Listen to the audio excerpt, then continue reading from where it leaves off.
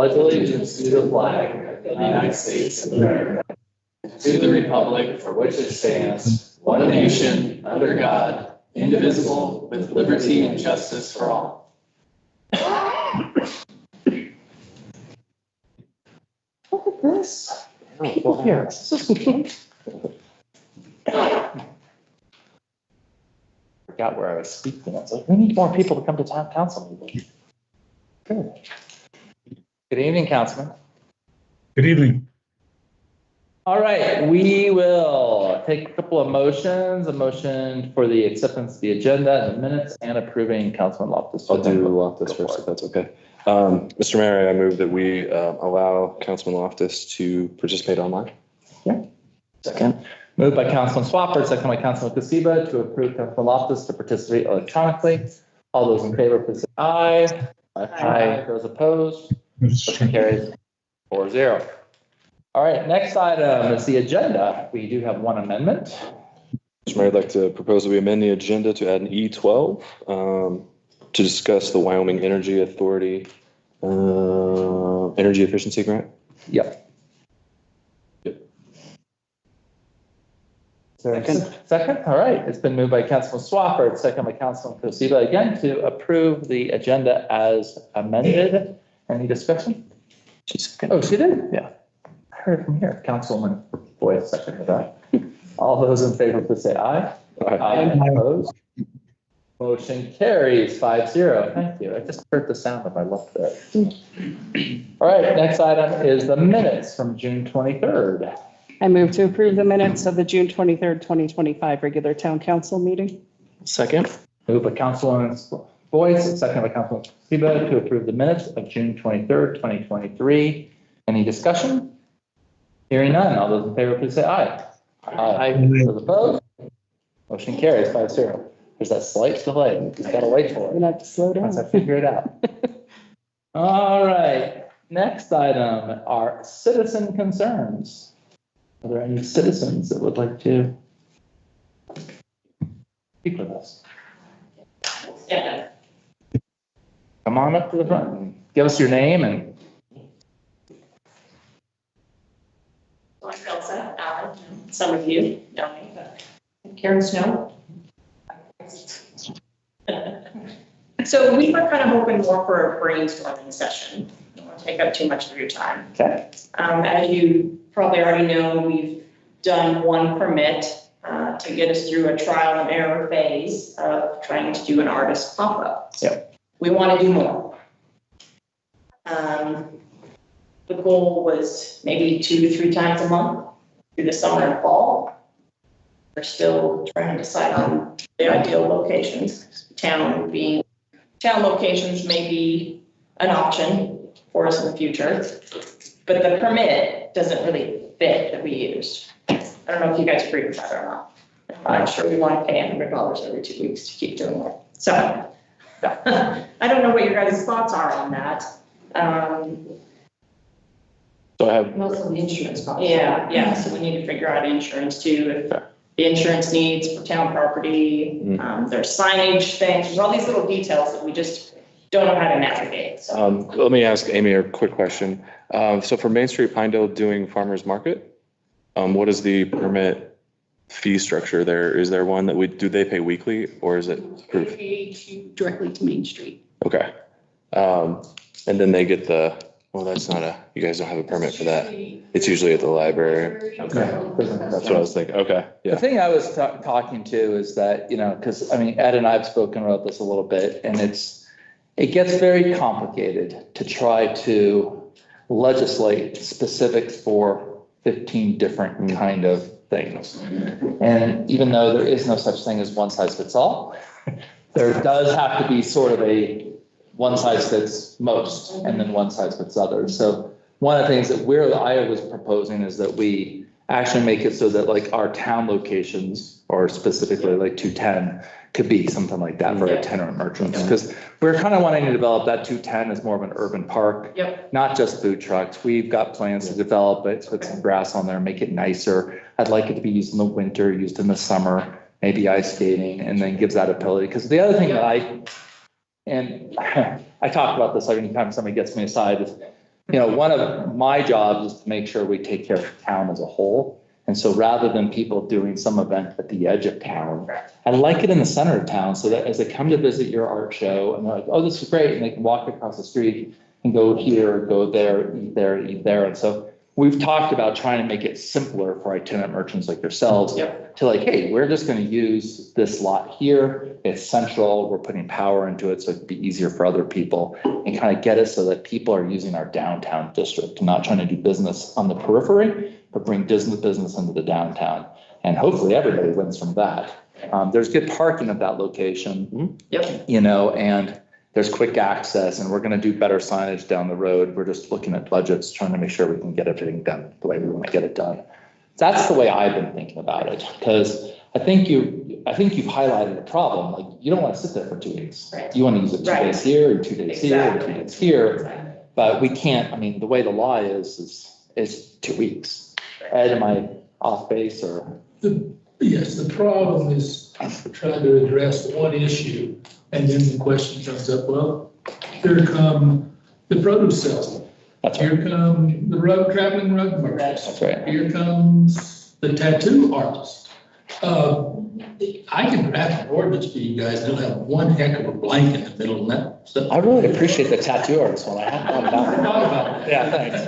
But I think so. I think from our perspective, like my perspective at least, is the more we can drive business to the center of our town, everybody wins. That sounds great too. And make it easier. Love that too. I mean, we're talking about putting like an electronic display at this location so there could be people knowing what's going on within the community, and restaurants could be advertised. But I do agree that we're going to have to probably massage this a little bit, because tattoo artists are going to probably need like a health permit or something. Yeah.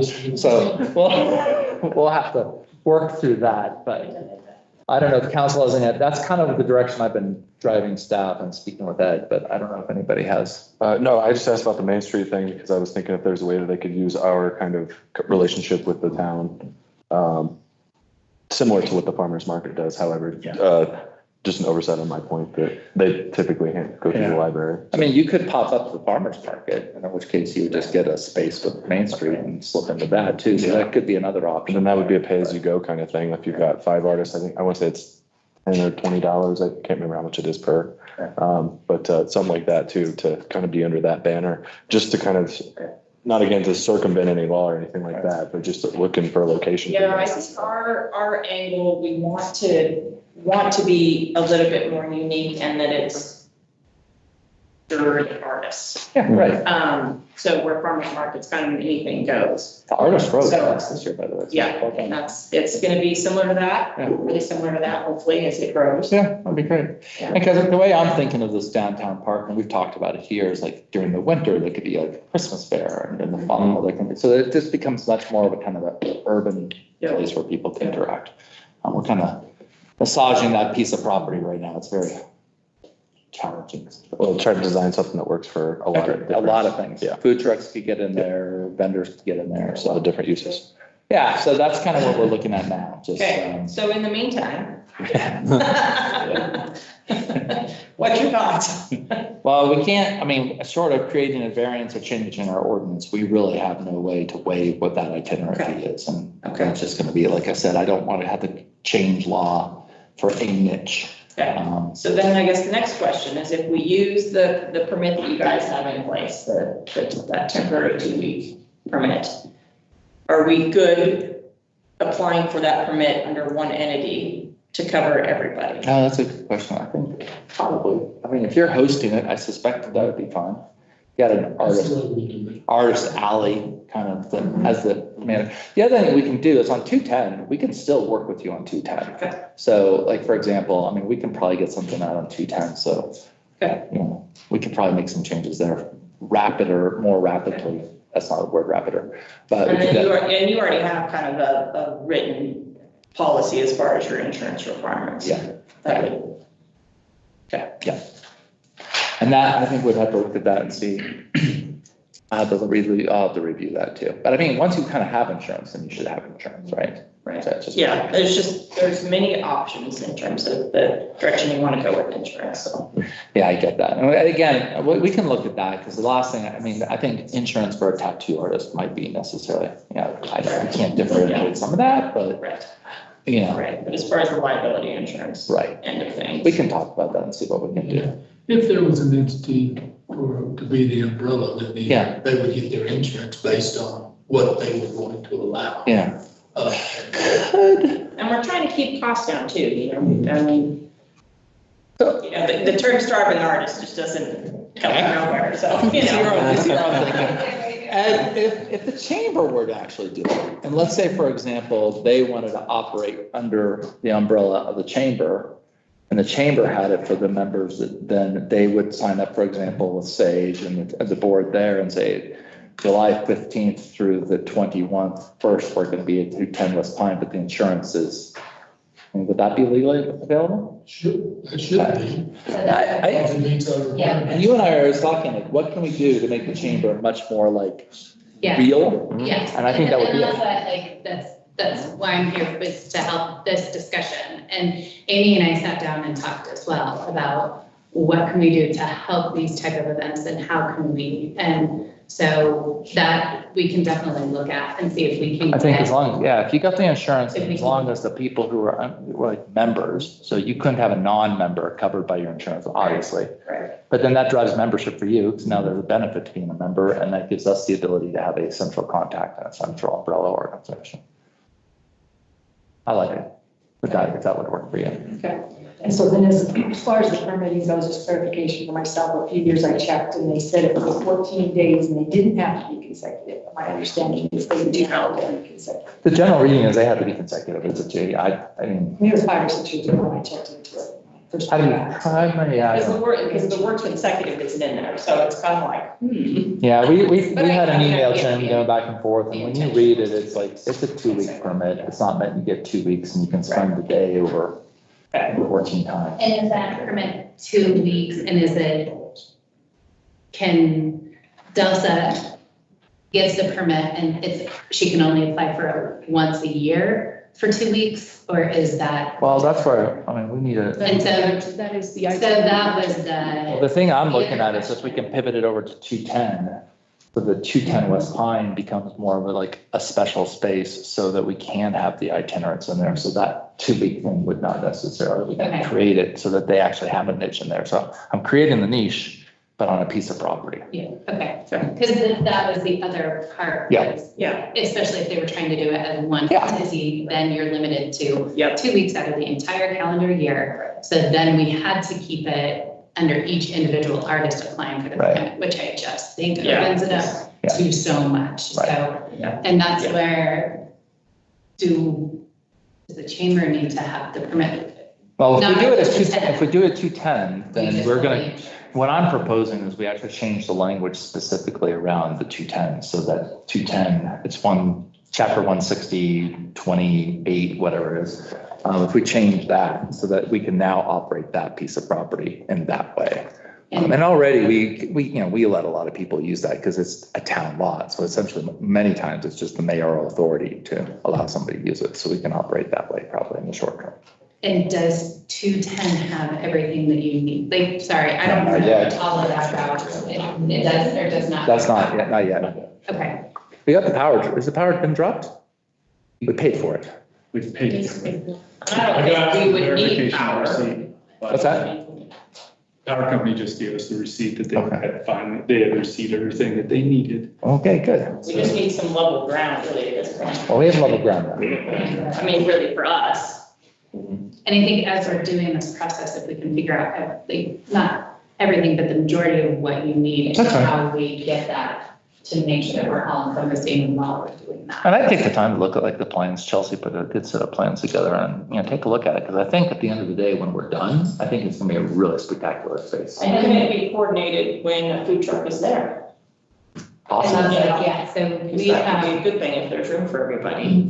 Yeah. we have some other ideas for stuff as well to be able to put with. And Yeah, so the whole lot goes, so what we've done is we ended up putting a fence on the south side of that, and we're currently renting out about 1/3 of that lot to Two Rivers Emporium.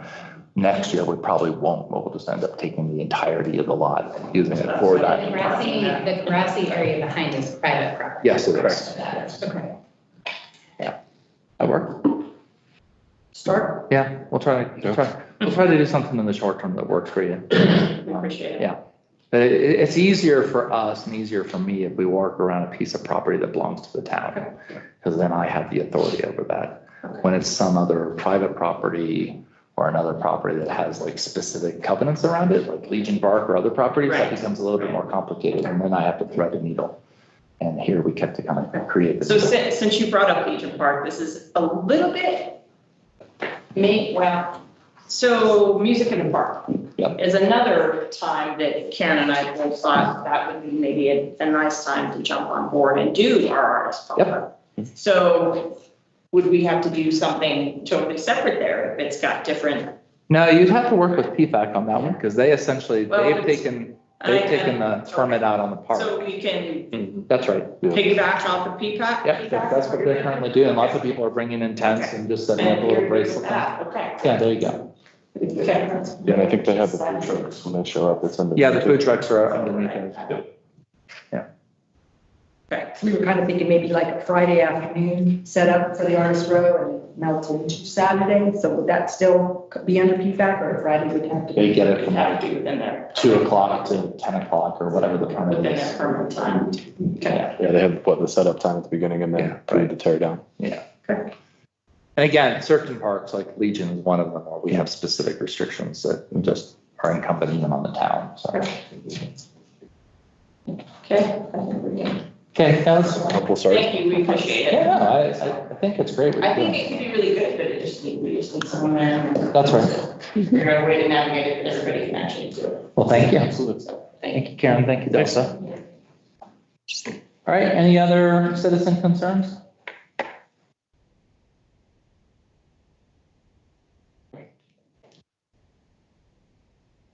Any council concerns? I remembered this time. Nothing for me. Thanks for all the hard work you did. Yeah, rendezvous happened. Rendezvous happened. Yeah. I appreciate It was your work fun. on that. Poor Tyler was working crazy hours on the rendezvous, and big shout out to An you. unexpected sleepless Thursday morning, probably Yeah. Wednesday night. So it was a good time. So I appreciate you doing that. Okay. Any other comments, criticisms? Okay.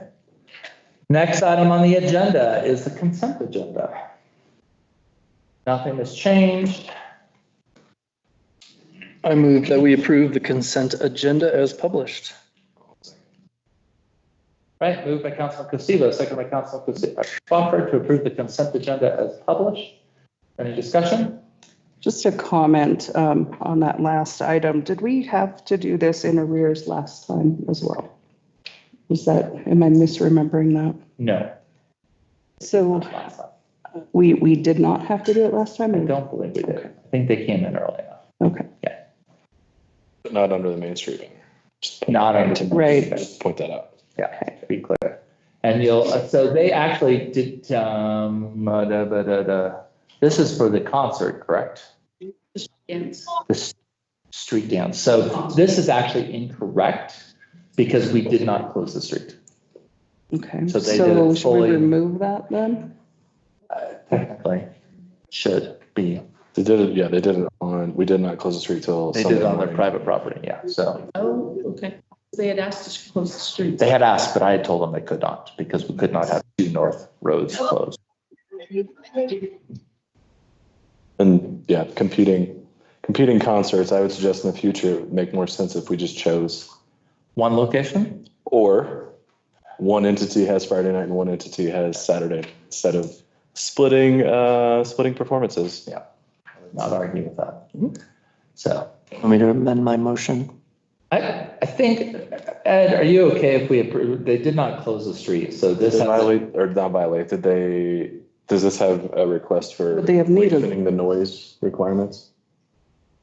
I thought you would mention that on the phone. I had talked to him that, he had to stay within that, so it's not in here.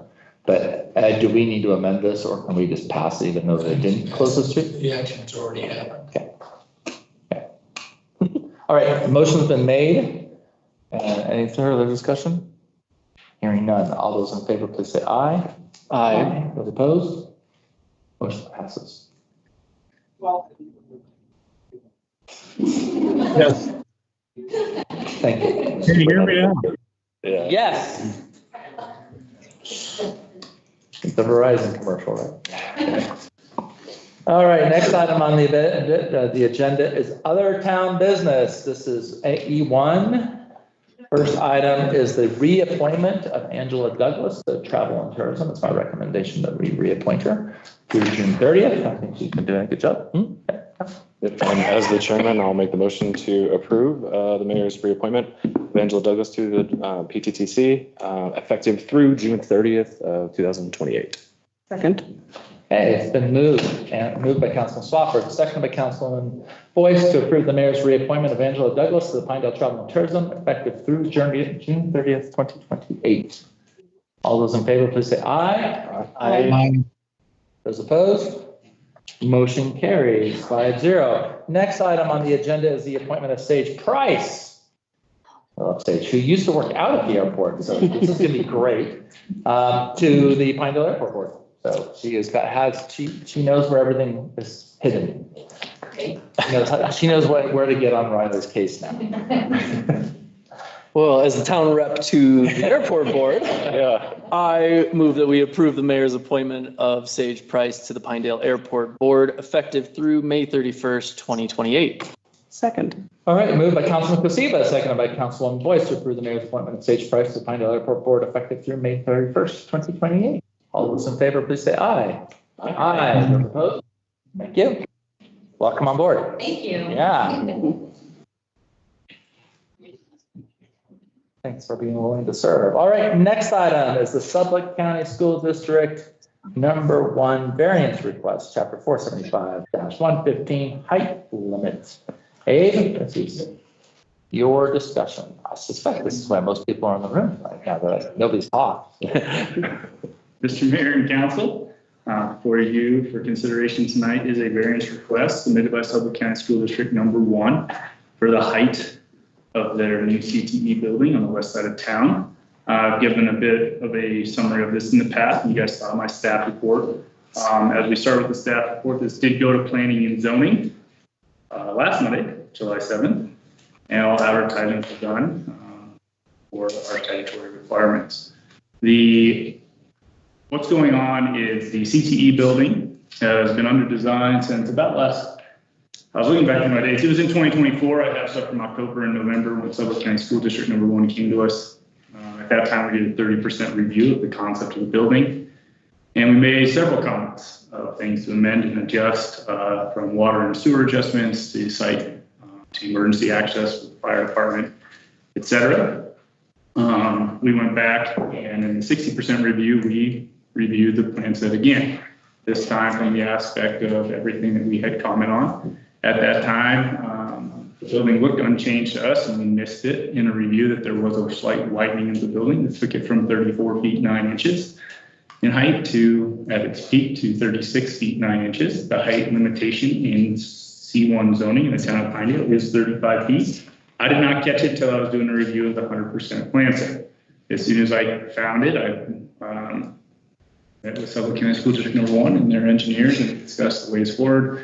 I cannot approve the building permit as it was, and so they elected to go ahead and submit the variance request, having already submitted the purchase of their building based on our review that had been completed to date. When this variance request went to planning and zoning, I gave the recommendation at that time that I do feel it meets the 7 requirements of a variance, and planning and zoning discussed the variance request. A lot of the discussion centered around the definition of height inside of our code, which is not as straightforward as one would think it should be. It is not just the max height of the building. It has the definition of a flat roof being flat.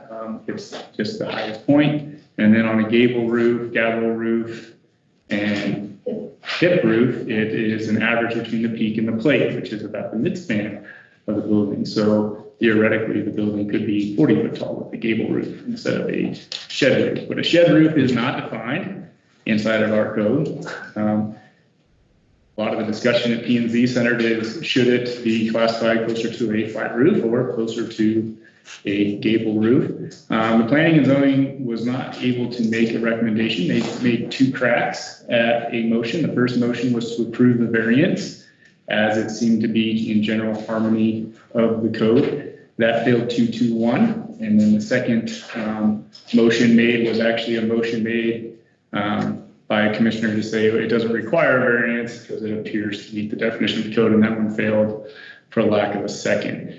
They elected to pass it on to town council for further consideration.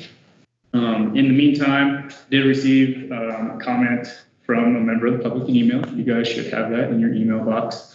I also received some additional information from the applicant that was emailed directly over to you guys.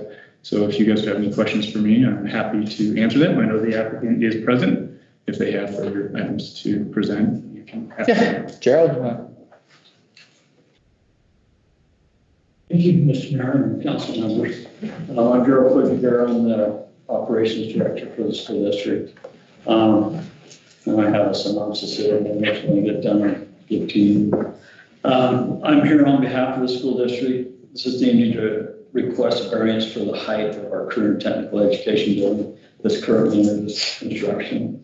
As designed, the building may slightly exceed the height allowed under the town zoning ordinance. However, the roof structure is not specifically defined in the code. And we feel it most closely resembles a gable style roof, or it's one half of that, where if calculated using the same methodology as gable roofs, it would be well within the allowable limit. We believe the design is both appropriate and necessary for the instructional and functional goals of the project. From the early stages of development, our district has worked in good faith with the town in the planning process to ensure compliance. We also conducted, since the planning and zoning meeting, an analysis of the potential visual impact of neighboring properties. Based on those calculations, the building would have to be reduced to 15 feet in order to not have any impact, which is not feasible and wouldn't work for the project. We've also consulted with the building manufacturer in the meantime regarding possible height modifications, which they are willing to do, but they would not commit to current delivery schedule, which is October. And they will also not commit to specific pricing, so that would change, and they weren't direct on what that would be.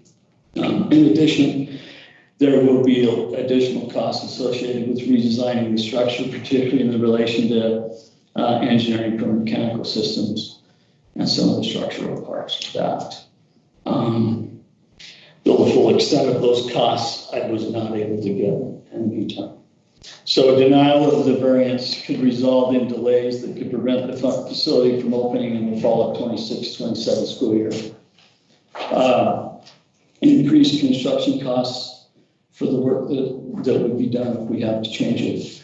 It would also require change orders, which has to be approved by our board, which now puts us back. Our board meetings this week, and so it wouldn't happen now. I feel your pain. And so that would add to additional delays. I guess in closing, the facility, the district's is willing to make a major investment in the future of our students and community. We feel like that's what this is. We respectfully ask the council to consider planning, collaboration, and analysis that have gone into this effort and approve the variance of the district so that we can move forward without delay. And if I can, I'll just share with you my testimony. Yeah, thank you. Thank you. Yes. Thank you. Any questions? Any questions for Mr. Fluger, sir?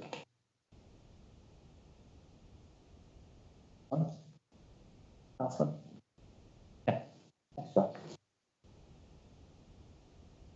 All right, Ed, what is your take on this matter? Well, they brought this to me and we discussed it. It appears that a shed roof is half of a gable roof. two sheds put together, you have a gable. But since it was not defined as such, I didn't feel it was appropriate for staff to be making decisions. No, you're absolutely right. Yeah. So, they should move forward with variance, pending your determination that a variance is necessary, that a shed roof is in effect half a gable roof and be treated the same. Okay. But even if you decide to go with the variance, you have to make your 7 findings. And you should be sure if you make a motion to approve the variance that it includes the fact that you have considered the 7 findings necessary by the ordinance. Right.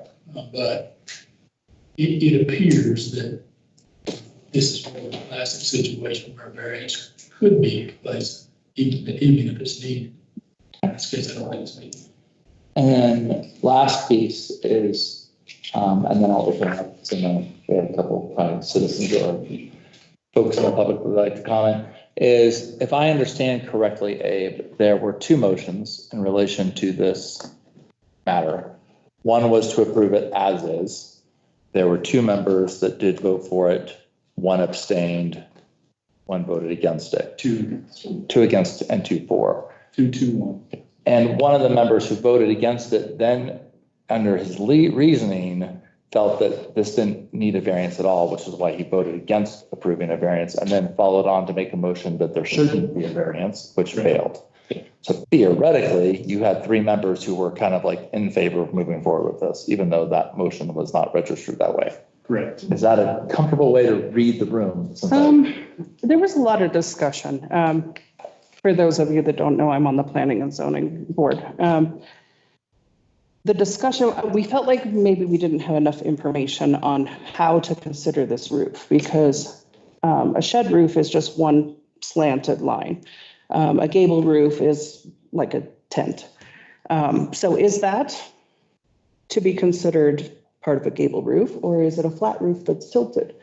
Because the flat roof you measure to the highest point. And so I was the abstention in those because I didn't want to make a decision that would then set a precedent for how shed roofs are treated without looking into like what the industry standard is or how most other places would interpret that. So that's kind of where the hang-up was. I do think most of the other members were more in favor than they were opposed to the variance, but there were other issues too. So that was. Yeah. Well, public comment.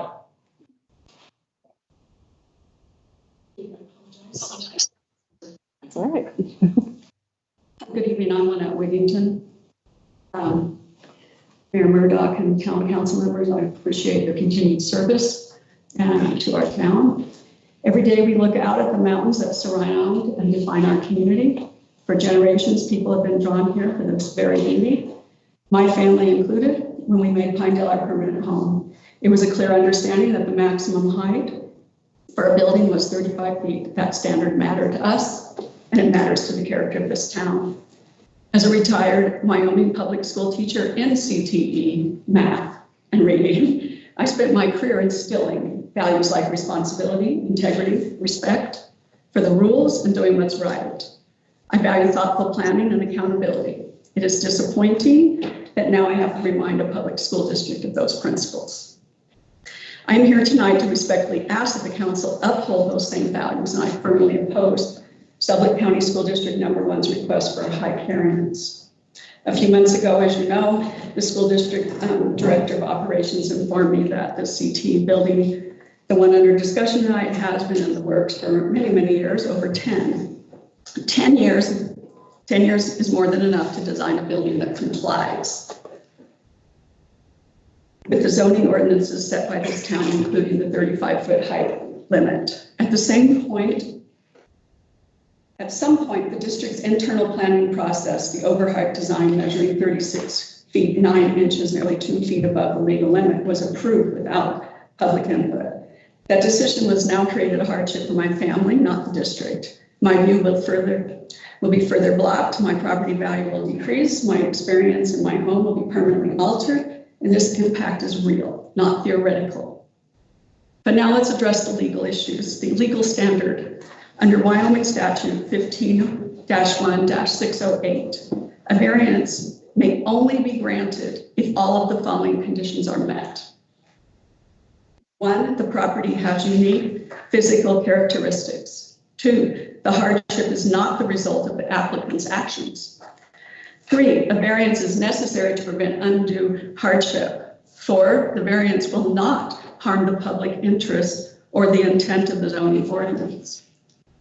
This application fails on all those counts. The property is flat and unconstrained. There is nothing physically unique about it. The overheight design was entirely the district's decision. There is no undue hardship for them. There was ample opportunity to design within code. The variance undermines the public's trust in the intent of this ordinance. Despite this construction began without securing this approval, that decision demonstrates a disregard for our community standards and for this council's authority.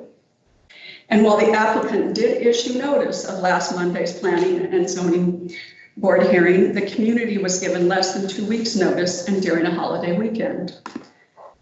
As you heard, there was much discussion about the height of the roof. I also have some concepts about the definition from your files, but there was much discussion about it and how to measure it. But let me remind you, the applicant is requesting the variance because they know the building height. And that goes against the ordinance, or they wouldn't have requested the ordinance. This is not about punishing the district. It's about protecting the integrity of the process and the right of citizens. If this variance is approved, it sets a precedent that zoning codes are optional, that compliance is negotiable, and that the public input can be sidestepped. The burden of the applicant's missteps should not fall on me, my family, this council, or the residents of Pinedale who follow the rules. This is a matter of fairness, respect, and legal consistency. Tonight, your decision will set a precedent. Will ordinances be upheld, or will expectations be granted after the fact?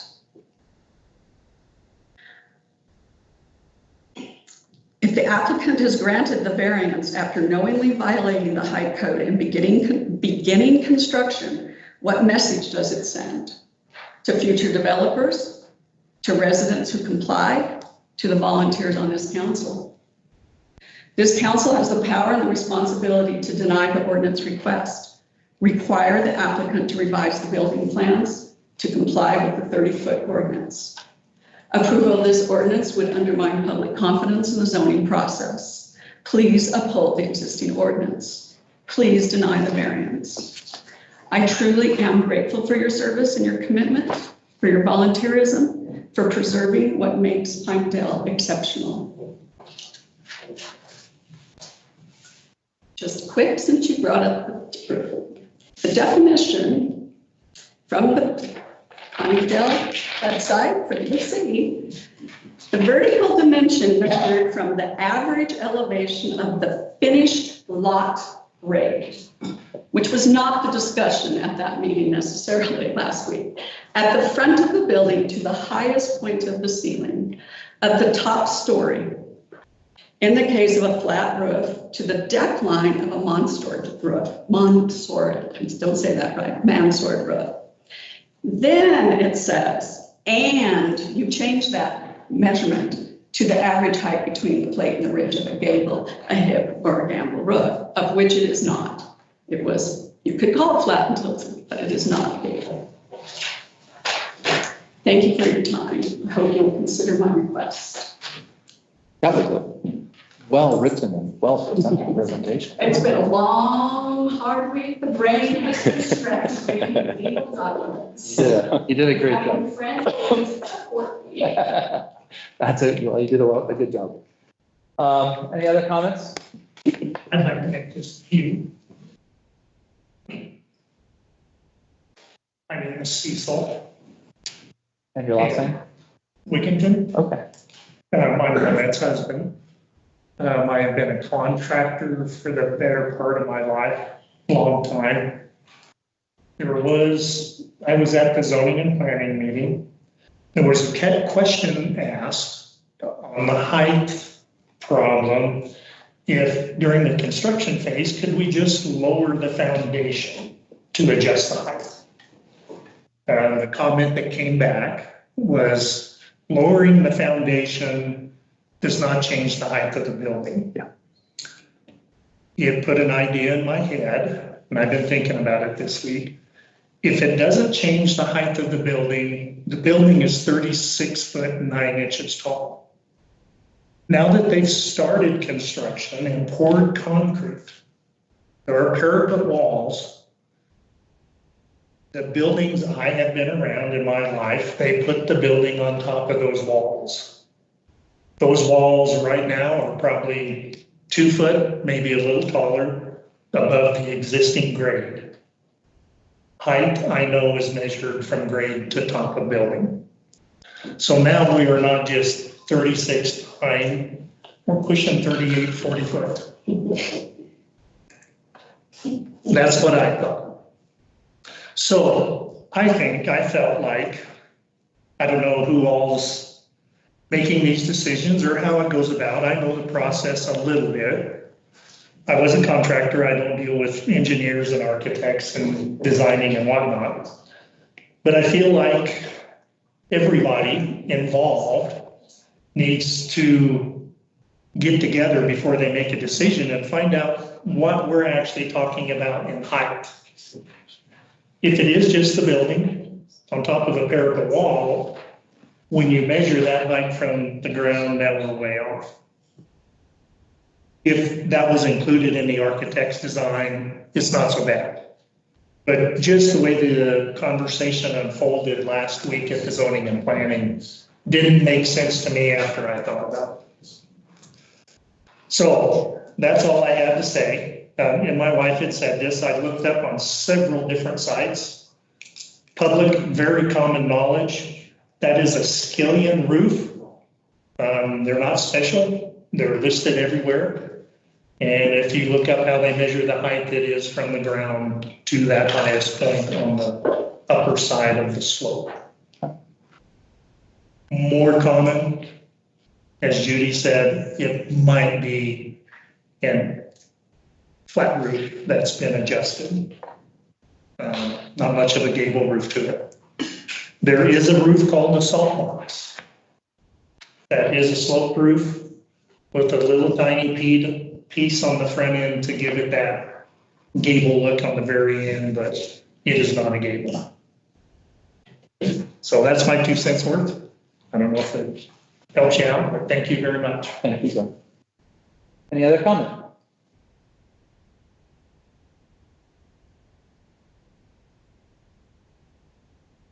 Abe, I am curious with the 2 foot concrete wall. Are we measuring from the ground or measuring from? It's shown there, just a second. Yeah, I was just.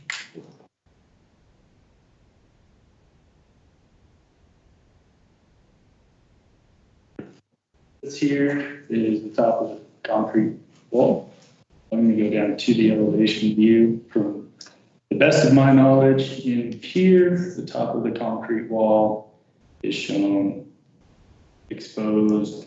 It doesn't have an elevation on it, but by scaling, it's sub 4 feet, 2 or 3 feet of concrete exposed above the ground.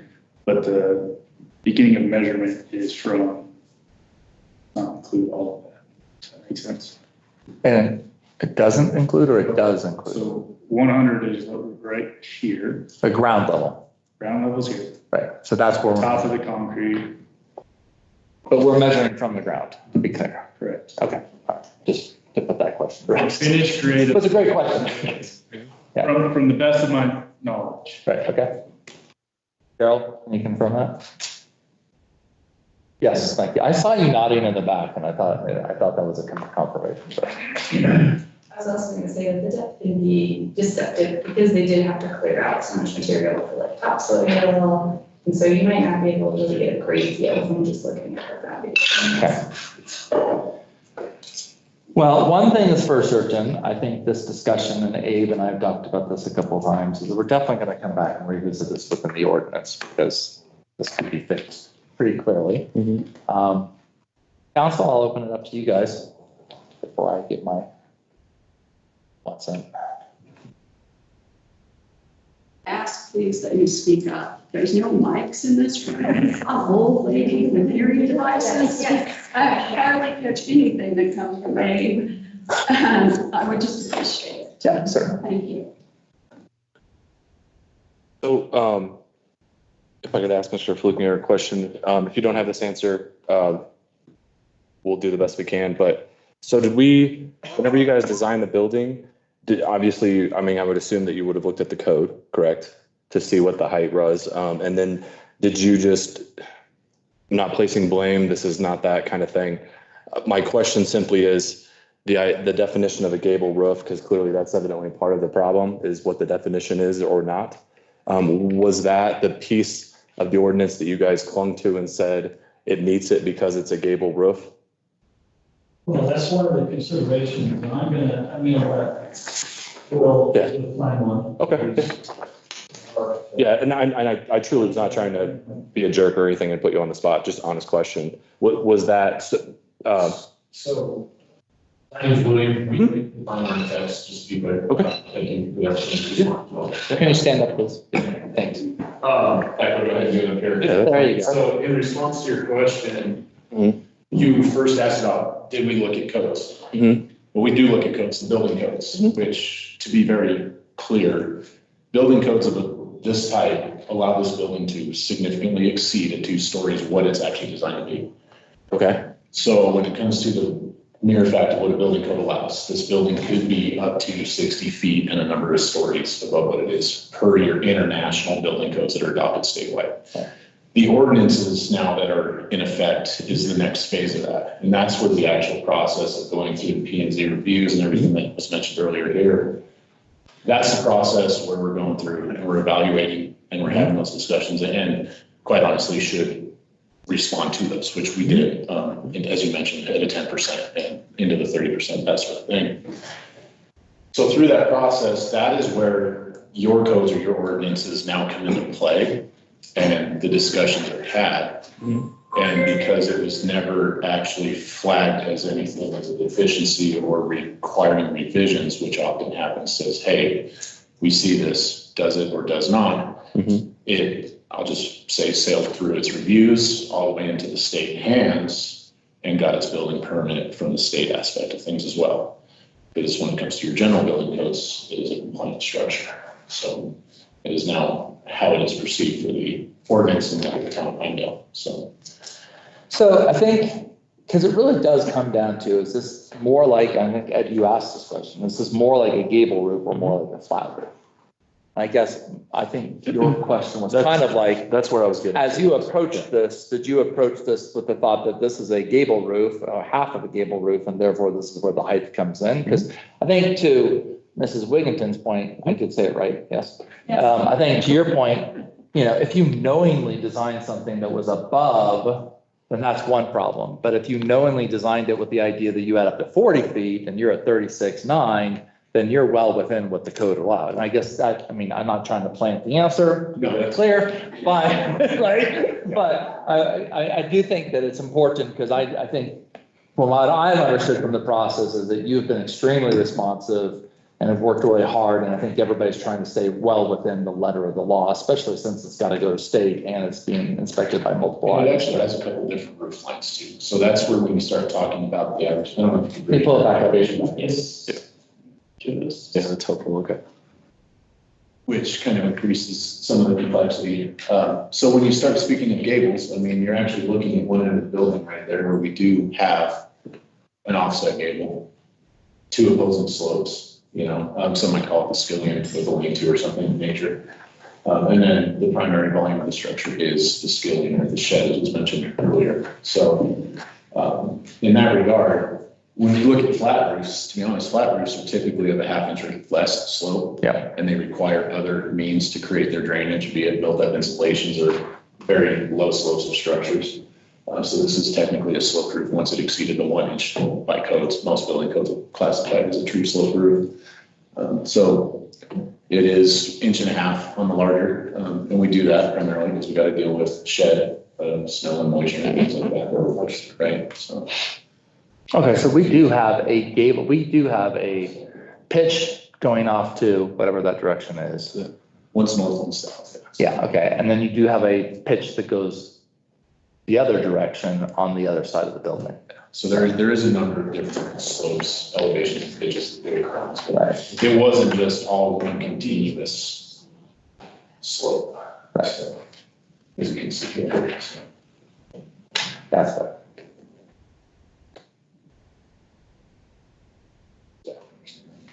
Yeah, I mean, I guess to make the answer very clear, that in your mind, you were designing this as a skillion or / a gable, half of a gable roof, and that was where you got your height. Correct. Yeah, thanks. Any questions? Mr. Wigginton, you wanted to make a comment? Oh, I was just gonna ask for a front view. That's it, you got it. Oh, Yeah, I think. He was asking for what you just brought up on the screen. Yeah. So I just have a couple contextual questions for the district based on the summary you provided. For consequences of denial of this variance, delays, cost increases. I know you haven't done the engineering, but do you have a sense of timing delays and cost increases, what that would cost the district if you were have to go back to engineering on this? What would it cost us? I asked Sampson Contracting as our construction manager on that. And with some of that stuff, you have to pay people to rebid to do all the stuff. And so a lot of those people were not willing to go in and rebid unless we were going to make the change. Okay, because that's work spent that they would not get reimbursed for if we don't change something.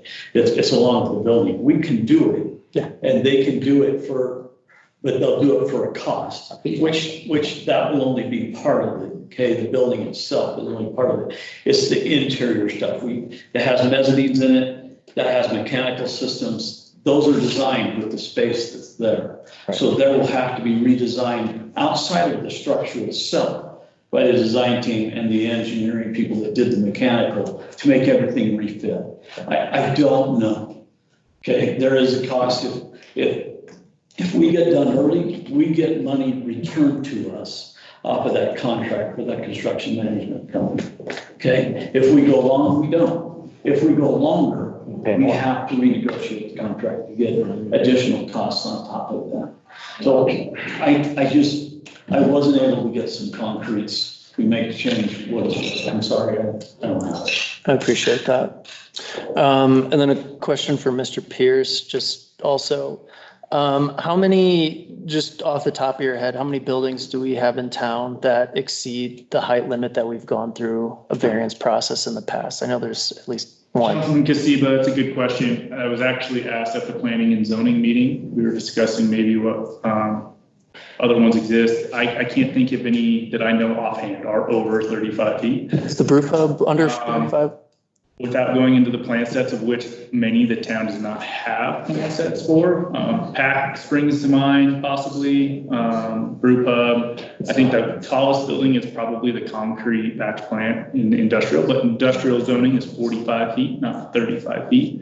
The whiteout building, there's several that are fairly tall, but without going through the plans, of which we don't have all of them in our records even, I couldn't verify if there are any in fact over 35 feet.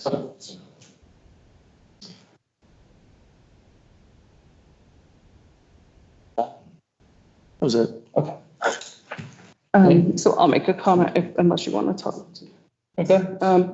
So after the planning and zoning meeting, I spent quite a bit of time looking into this and looking into how do places classify the shed roof. And it's split. Yeah. Some consider them and measure them to the highest point, which is what you would do with a flat roof, and others take into account the pitch. And if it has a significant enough pitch, then they go with the with the average.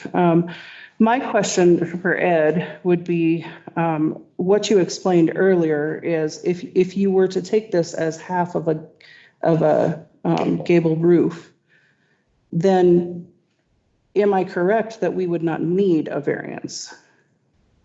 Because a gable roof allows you to take that average. You take the average between the plate and the ridge, and I don't know what that is, but it's considerably, that average is considerably greater than 1.9 feet. Just eyeballing it here. I believe the bottom edge of this is 25 and a half feet, top is 37 feet, so the average would be around 31 feet. Because I wasn't quite following what you said earlier, because it sounded like you said it's a gable roof, but we need to go ahead with the variance, and that didn't make sense, so. Okay. I may not have made sense, but That's why I asked for clarification to say, I wanted to, because that was our question at planning and zoning is, do we even need a variance?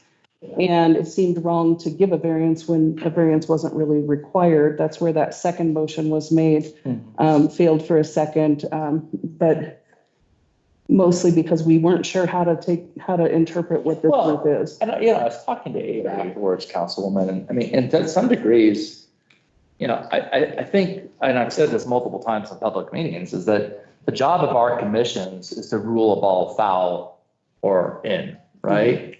And it's not for you to move the line to say, oh, we think it's in now, or we think it's a foul. So I think in a lot of ways, at the end of the day, your decision not to is fine, because frankly, this decision about whether we're going to agree that a pitched roof like this is more like a shed roof is more like a gable or more like a flat, for example, and that we all took those measurements from that perspective is a decision made at this table and not made at the planning and zoning. But I understand the reasoning behind that decision. My take is it's half a gable. So that's the way I've looked at it. In my research, I was doing it as well. This is a greater pitch than what a flat roof would be. I've lived in a lot of places that have flat roofs. This is a pitch that's far superior to that. I think Mrs. Wigginton's arguments are valid, make a lot of really good points. One of the counterpoints could be easily is like, if, we have to make a decision for the common good, I think was the idea, was the expression, that if we end up making, if everybody in good faith was saying this is half of a gable and this is within 31 feet instead of 35 feet, nobody purposely made a bad decision. I think to suggest that, people are trying to slip something by, and I know that's not what you're saying, but I'm just saying that publicly, would be a disservice to the people of the team that they've worked on, because I know they've worked very hard not to let anything slip by. So, I look at it as this is a situation where if we go and we say, we're sorry, Suffolk County School District, but we think this is a flat roof, then we're actually going to do more greater harm to the public because of the delay in the school schedule, the increase in our taxes, and all the other things that come on that side than, 1 foot 9 inches, if that was the point. But from what I've seen and what I've heard in previous discussions over the process of this has kind of been like half a gable. That's where I think we need to come back under our ordinance. So I think a variance is required because this is not spelled out in the ordinance. And I think our ordinance needs to be amended so that we actually spell that out. And if we do come back in later time and say, no, a pitch roof is actually a shed roof, or a shed roof is actually a flat roof, then our ordinance can specify that. But my take is this is more similar to a gable than it is to a flat roof. And if that's the case, then it's within but I do think it requires a variance because it's not spelled out. And I know that's unpopular, my apologies, but I look at this and if that roof pitch wasn't as high, I think I'd totally be with you, but I'm seeing a pretty significant pitch. There's gotta be a 1.5 to 12. Yeah, so I look at that as half a gable, and our code has created a hole in that. And that's a failure on the part of the code. But that's when decisions are made at this table. And this is just my voice amongst 4 other voices. But that's the way I've looked at it since we've ever been talking about it. And I didn't think that this could be a flat roof until they went to the planning and zoning. I mean, when the idea was like, well, it's not spelled out, we need to take it to planning and zoning, I was kind of like, okay, this is kind of a no-brainer. But as it turned out, it is a bit more of a brainer. So that's okay. So Abe, do you have any other comments that you would like to make? No, sir. Okay. One comment. There was 2 questions specifically asked by planning and zoning to be followed up on before it came back to the town council. One was with Mr. Ed Wood regarding definitions, which Ed and I spoke again on this, and you've heard his take today. The second one was, could the fire department safely fight this fire? I did reach out to Chief Cooper, and he provided an email response, of which has been sent to you guys, that fighting the fire is well within their capabilities and with the capabilities of their equipment. Okay, good. Mr. Wigginton, I see you want to make Just one question, since all the heads are here. Yeah. In the zoning and planning, I mentioned that from being a contractor, I know your architects, your engineers, everybody has been paid. That process is over with and done. You guys are all working off plans now. He missed a slight change on the plans. I mean, we've all done it. Yeah. We all know that work with it. My question is, why, when everything was approved at 35 foot, when we made the building wider, if you had to change anything, why didn't that come on the low end instead of making the high end higher? And thus getting out of your guidelines. If it was okay at 35 foot for all your HVAC equipment, and trust me, I understand that. I've been in lots of those holes.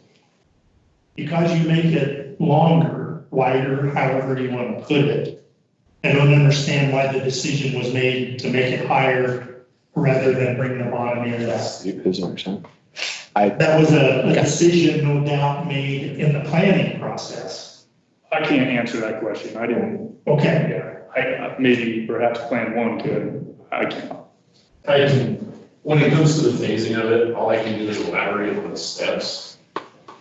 As the building gained depth, it was a programmatic need for the school district where you've actually got overhead doors and different things that were, so the back side, I should say the north side of the building south side, is basically the locked-in side. That was where the building started.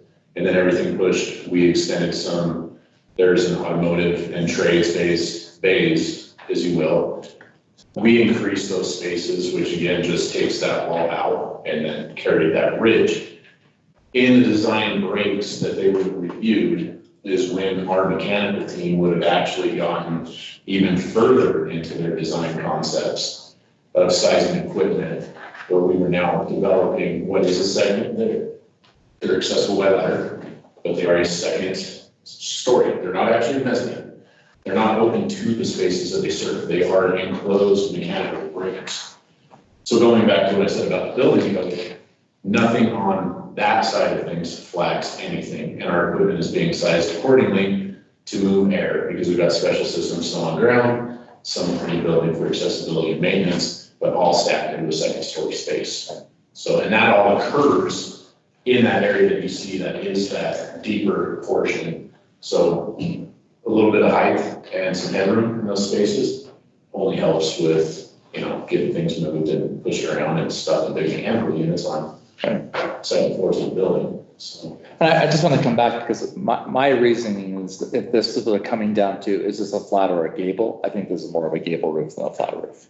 If the pitch was lower, I would, probably have a discussion there on that one, but just to be clear, I think, from my perspective, that's how I'm looking at it. And, which is, because our code doesn't call that out, we have to kind of go between the 2 choices. What do we go for? Anyhow, council, are there any other comments from anybody? Yeah. Okay, great.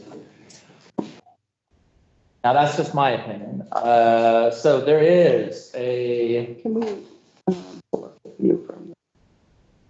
Hello, block the view. Can you pull up the Councilwoman Boyce would like to see how. I think it would be helpful for everyone to see how this affects the view from that email that you sent. Yeah, just.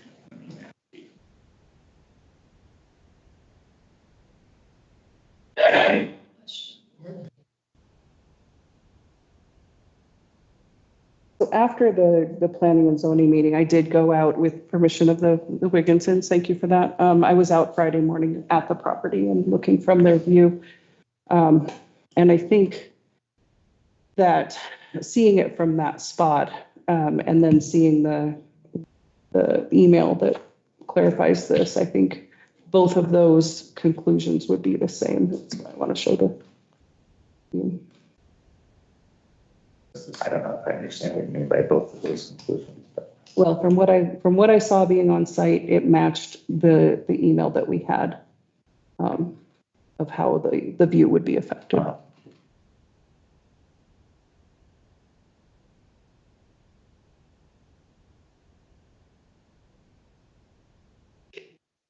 Second to that, the rates.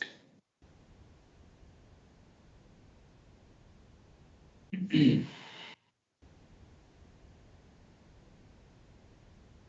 mean, no matter what our decision is, can we request that we have the ambiguity? Oh, yeah, we need to get that. That's planning and zoning was already. No matter what happens. This is asked for that. This is how this is how law gets better, right? We bump into things and we're like, okay, this is a mistake, we gotta fix it. And it's great that the law can be amended. And, you know, we might suddenly say tonight, approve the variance, and then later on, we might come back and say, it wasn't needed you there. know, a shed roof is a flat roof, and sorry very much, right? That's just how the process goes, right? But, this is gonna be real. I think you probably need to go to the square on the bottom left would be my guess. The one that shows the building in it, yeah.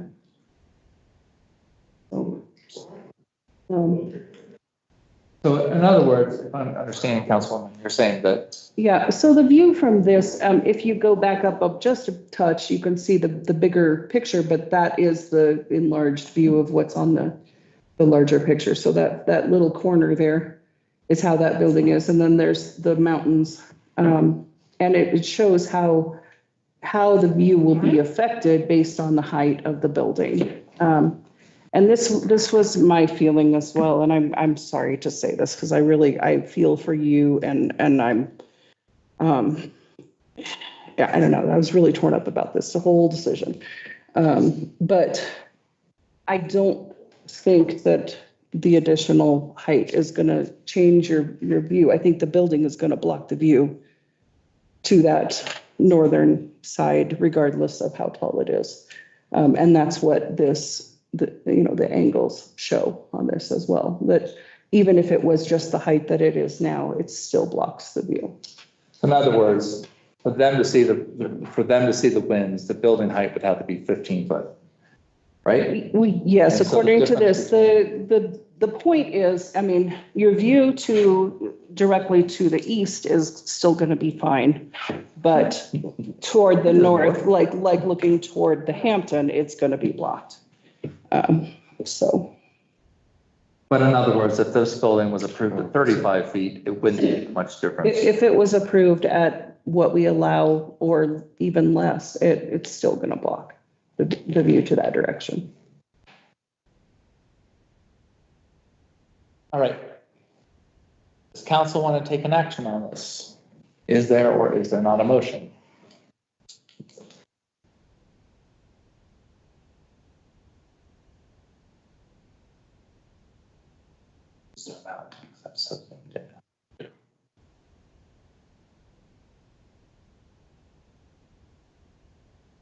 I would just agree with Councilwoman Boyce's assessment of this. You know, this is a big building, and unless it is a 15-foot building, looking over this building is going to obscure the view shed from the winds. That extra 1.5 feet or not. But I do also feel for the homeowners because we all live here for the view shed, but it doesn't, from my understanding, this 1.25 feet, is not going to impact the view of the winds. It impacts this, could you just move it? That might cost a little bit more. To be very clear, I'd hope to put another soccer field there, so, you know, I mean. No, yeah. Well, and admittedly, I've had conversations with the school district on this, so I lost that one. So. From our perspective, that's exactly what the intention was at some point, was if soccer became big enough in the community that we would just extend and have another soccer field there, which would have been no problems. But to be right? So- clear, we never had. We never had an agreement. Property, right? No, Yeah, but that was our understanding from this side of the table. I'll throw the school under the bus once in a while, but I'll only do it when it's legit. And legitimately, we never had an agreement there, even though we really wanted it. But anyhow, fair. And we missed out on hosting the World Cup next year because of it. Yeah, it's just that. All right, so I think, is there going to be a motion or not? I don't want to rush the process, but at the same time, I feel like we've kind of discussed this.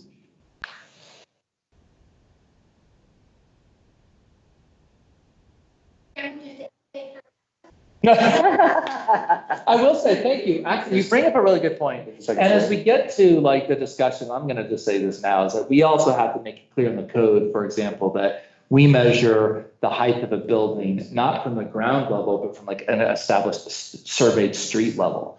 Because we could have somebody come in and build up their property a couple of feet and then build up on top of that property. So to be clear, there's a couple things in this height ordinance that we wrestled with once or twice, and this gives us a really good excuse to dig into it. But can I have a motion, please, either to?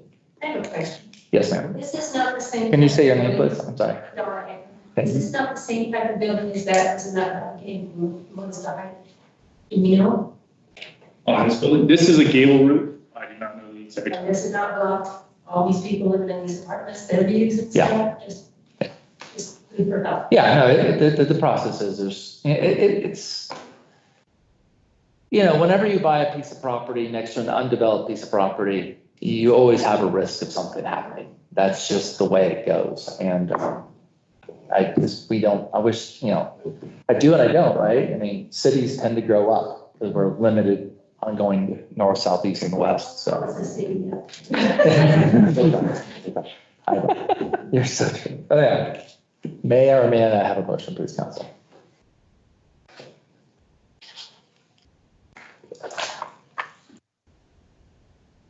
I will make this motion.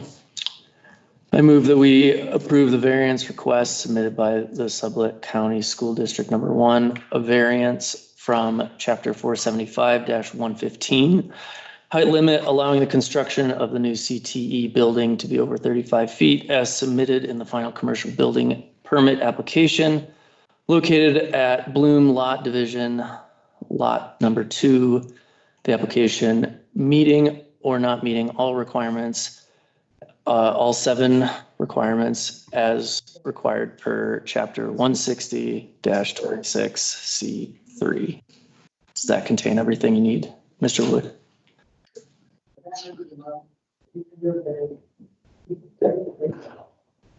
You just said. There's been a motion. That's fine.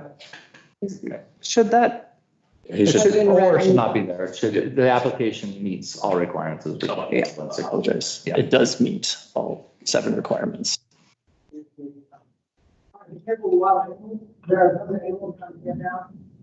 I'll second. some headphones on, man.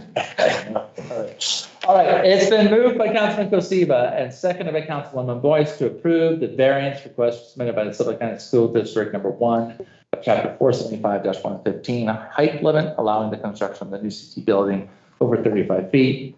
Again, you could argue whether or not that's the language should be. In the final commercial building permit application located at Bloom Lot Division Lot 2, the application meeting all requirements as required by per Chapter 160-26C3 of the 7 conditions required. Got it? Got the nod from the attorney. All right, that's the motion. Any further discussion? Hearing none. All those in favor, please say aye. Aye. Dean? Those Aye. opposed? Okay. Mr. and Mrs. Wigginton, Yeah. we regret for the inconveniences that this caused you. But I do appreciate your presentation. It was very well done, and I might take notes on it. I'll come and talk to you next time I have to make an appeal to the school district. So. And two, keep in mind that I think Matt or Mayor Murdoch, mentioned that this is how like our codes get better, and the way that you deliver that allows us to be extremely much more clear. And I mean, and honestly, the Plan 1 engineer mentioned that as well, that there needs to be clarity there. We will do better, but again, I second what Mayor Murdoch said there. We appreciate you coming in. Yeah. Thank you. And Are your times for survey to draw out, you will. yes, please feel Yeah. free. Go home and have dinner. All right, next item on the agenda is the Bloom Lot 2 Division, Lot 2 Special Development Plan.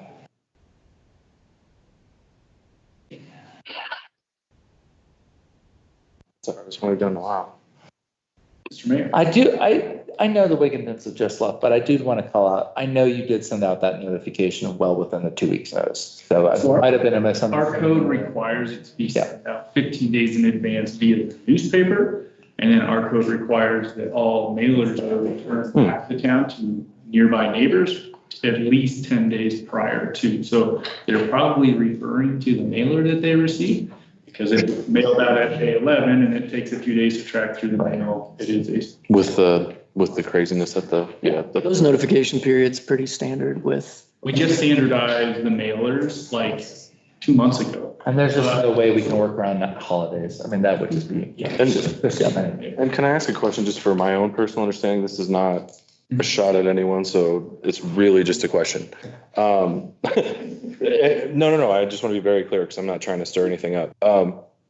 Should, in the building process and the building permit process, again, from my understanding, the fact that they're already pouring foundation and we're still having the conversation about whether or not it met a height requirement, is there something odd there? It feels, there's not. Okay. So. Yeah, and I thought we approved it. And so for this to come up throws me for a loop a little. Councilman Swapper, to answer your question clearly, we've been in there is a large difference between a residential home and a multi-million-dollar commercial establishment. Same thing happened up at the hospital, where we kind of take it in these pieces. And by our code, starting to work on water and sewer and site work. So a lot of that stuff you don't even need a permit for, digging a hole, digging a foundation hole. Right. They specifically said, hey, we're not erecting steel until the building's supposed to be here in October. Can we get approval for this first set to get moving? The footprint stays the same, et cetera, et cetera. Can we move forward? And the answer is yes, because those things are not vertical construction on the building. It's water lines, sewer lines, those types of aspects. It's on these larger projects. How many times have I brought the hospital back to you guys for different approvals? Right. Different things. Right. And so I guess it's a lot different scale of a project in a residential home. Fair. Okay. No, it seemed a little out of order to me, I guess, based on when the complaint hit it got to us in the whole process. So. And again, I mean, my take is technically it's closer to a gable. So it would. Yeah, be no, I mean, How tall is this? Exactly. That's what that question was, and it's pretty high. Probably close. It's over 30. I was gonna say 30 is probably the minimum. Yeah, the minimum guess. Half of the gable. Yeah, well, that's how we looked at it, right? I mean, honestly, it really is. And I mean, I've been in places where you have a flat roof with a small pitch on it, but this is, but let's go on. Wigginton's aren't here. I appreciate their input and I don't want to talk about it without their. Next is the special development plan from Blue Lot Division Lot 2, a construction of the new Career and Technology Education Center by Suffolk County School District, appearing in full compliance.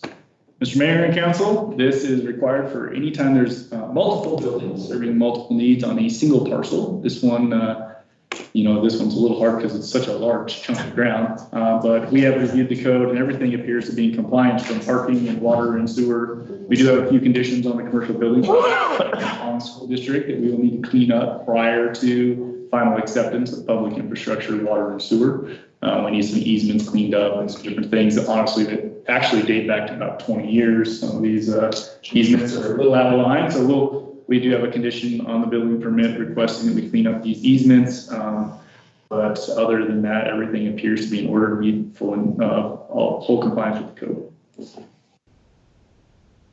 code. Any comments by council? Harold? I think at some point we might need to have a conversation about whether we want to make this road a town road. Just because we're getting so many buildings out there, and I know YDOT has expressed sort of an opinion on this as well. So at some point we can schedule that. I mean, I think the town would be willing to pick up and care for this road. But that does I mean, but there's gonna have to be a discussion, obviously, in the school district on that. That might help you, As part of the discussion in the beginning. I think we kind of designed this meeting that requirement, that if we did, we'd still be in compliance. I just want to make sure that I can put that out there now. Because now that we're having a special use permit and putting other buildings on there, we're gonna have multiple addresses in there, it's just gonna become.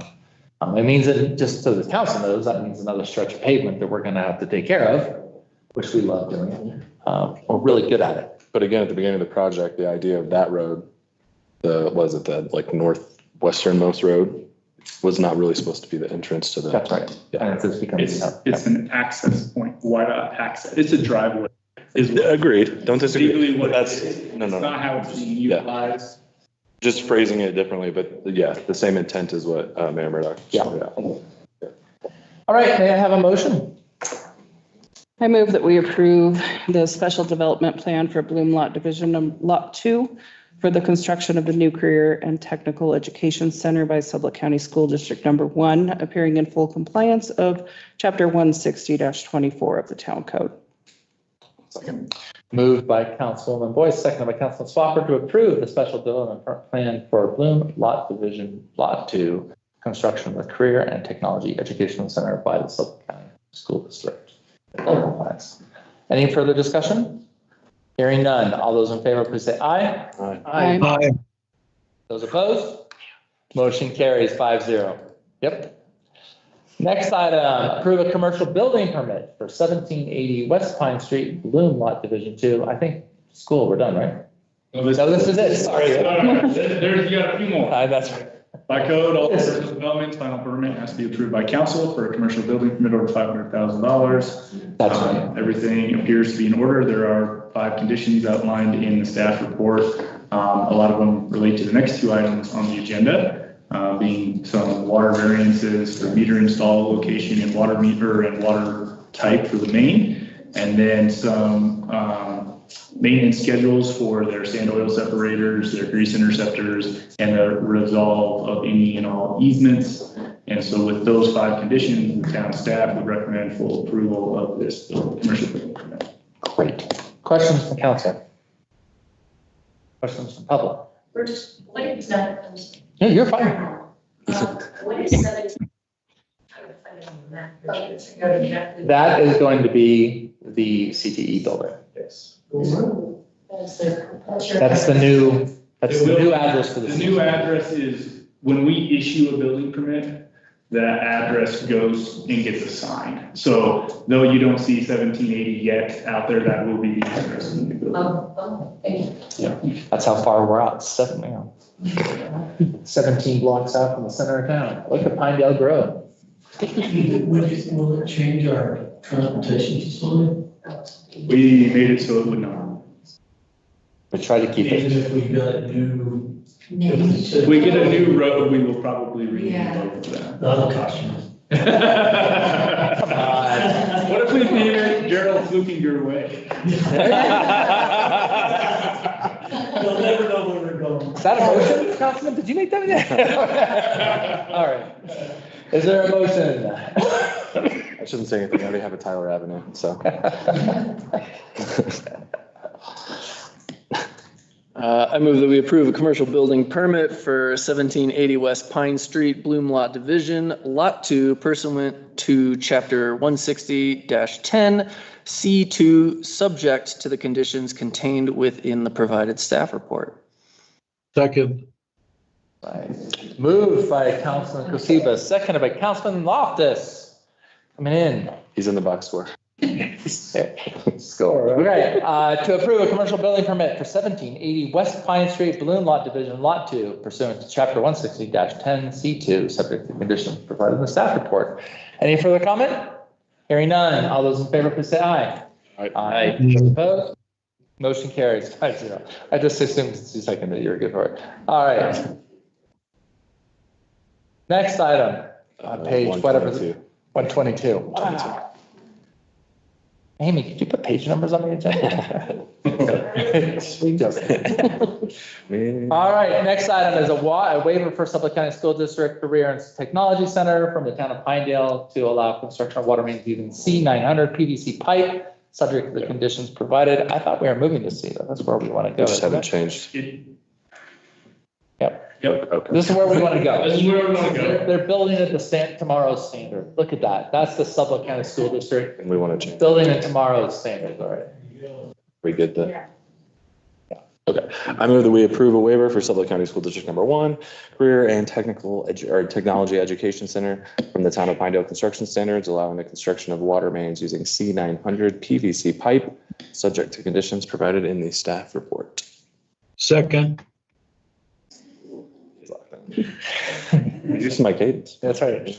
All right, moved by Councilman Swafford, second by Councilman Loftus to approve a waiver for the Suffolk County School District in the CTE building using C900 PVC pipe for their water main.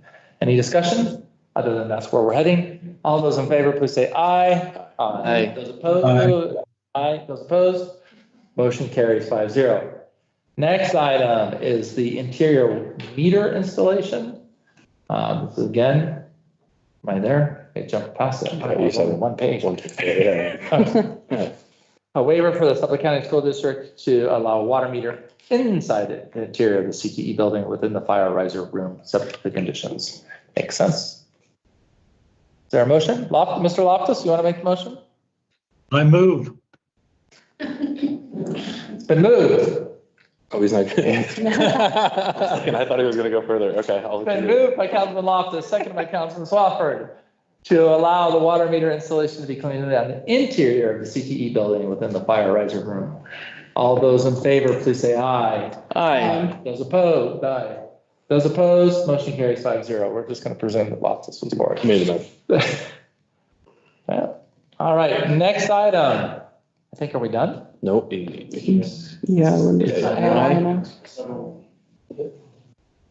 This, oh, This is not school. yeah, this isn't the school. Yeah.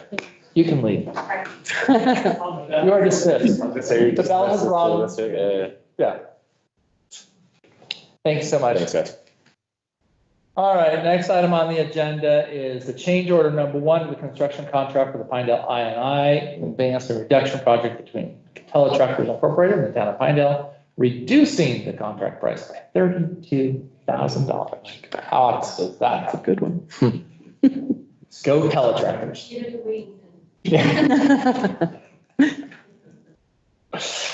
Is there a motion? I move that we approve change order number 1 to the construction contract for Pinedale I&I conveyance and reduction project between Teletractors Incorporated and the town of Pinedale, reducing the total contract price by $32,089.30, bringing the final contract price to $326,605. Second. Moved by Councilwoman Boyce, second by Councilman Casiba to approve change order number 1, construction contract for Pinedale I&I with Teletractors Incorporated, reducing the price by $32,089.30 to bring the total, the final contract price to $326,605. Any further discussion? Hearing none. All those in favor? Aye. Aye. Those opposed? That motion carries 5-0. Next item is the final acceptance of the Pinedale I&I conveyance and reduction project, providing final payment upon receipt of all lien waivers and completion of the 41-day final payment notice. Abe, you satisfied? They did a nice job. Okay. Everything went really smooth on this project. Only thing left is something to close out the federal grant, which is not as straightforward because of how it ended up being, how many times kind of amended and kicked around in instruction from the state. We're still trying to figure it all out, but overall, the project, I'm very happy with. And I've seen the pipe move water. Yep, I have too. Yeah, it's good. So if people don't know, this is over by Boyd Skinner Park, just in case you're kind of wondering where this is. This is taking the water from the Orchid Seep all the way down to Pine Creek, so, which is going to be a good thing. The fish are going to be happy, and our water and sewers. Is there a motion? I move that we approve the final acceptance of the Pinedale I&I conveyance and reduction project, providing final payment upon receipt of all lien waivers and completion of the 41 final payment notice. Second. I'll second that. I think Councilwoman Boyce beat you to it. It's okay. He's got it. You want to have You it? can let him have It's all right. We'll give it to you. Ladies Where's first. We're just glad you're like, able to connect with us this time. All right, it's been moved by Councilman Kasuba, second by Councilman Loftus to approve the final acceptance of the Pinedale INI conveyance and reduction, providing final payment upon receipt of all lien waivers and completion of the 41-day final payment notice. Any further discussion? Hearing none. All those in favor, please say aye. Aye. Those opposed? Motion carries 5-0. Next item on the agenda, E10. Change order number 1 to the town of Pinedale's shallow water main replacement project. This is fun. This is a great project down there. Yeah, Aren't you enjoying it? I'm having the blast. Yeah. I drove on it the other day and I was like, wow, it's kind of reminds me of Africa. It's not terrible on my street, at least. Okay. Approving an increase to the final construction cost of $100,000 for a total construction cost of $2,470,510, allowing for the installation of geotech fabric to approve the pavement section. So this was a discussion that I had with staff. It was recommended by the town engineer to put the geotech fabric in there over the top of the trench, and then before we pour, it would actually extend the life and of the pavement. And so rather than coming back and fixing the pavement more, we thought it was better to spend $100,000 now. So this is a recommendation by the town engineer, not Abe, everybody's clearance, and I agree with it. So any questions? No questions, but since I live on this street, I'm going to abstain from the vote just because I have with all the other decisions related to this project, but I do think it's a great idea. Yeah. I probably should abstain as well. Since I live on the same street. All right, guys. One thing we probably should do for those citizens on that street is offer maid service for all the dust, but that's okay. Well, I was wondering, actually, I was like, gosh, why is the road all bouncy? Why don't they grade it? And then I thought, oh, can you imagine how much dust you'd have if they actually graded that road? So They have graded it. The quartz piece is the worst. The water table, there's like a spring at the north end of quartz that if you want to see impressive groundwater, it's fine on the entire project until you get to the original, the original farmhouse that was, in house. Everything north of there is. Yeah, the walking trails, getting washed out down there. yeah. All right, can I have a motion? I move. Oh, I was gonna say, do you want to? Go for it. It's either way. I mean, Judy saved money, so I guess I'll spend it. Approve change order number 1 for the town of Pinedale shallow water line replacement project, approving an increase to the final construction cost of $102,300 for a total construction cost of $2,470,510, allowing for the installation of geotech fabric to improve the pavement section. Well, second. All right, any further discussion? Hearing none. It's been moved by Councilman Swafford, second by Councilman Kosiba, to approve change order number 1 of the town of Pinedale shallow water main replacement project, allowing an increase of $102,300 for the construction cost of total construction cost of $2,470,510 for replacement of geotech fabric. All those in favor, please say aye. Aye. Opposed? Those abstained? Aye. Aye. Okay, that's 302. Is that the same product used on spruce? The geotech fabric? Is Slightly it different product. different? Okay, just curious. Same concept. Yeah. All right, this is item 11. This is to approve the submission of a grant application to the YDOT Transportation Alternatives Program for the construction of the town of Pinedale Pathway Connectivity Phase 1 East-West Connection. The total project cost of $975,000 with a 9.51% local match of $92,722.50.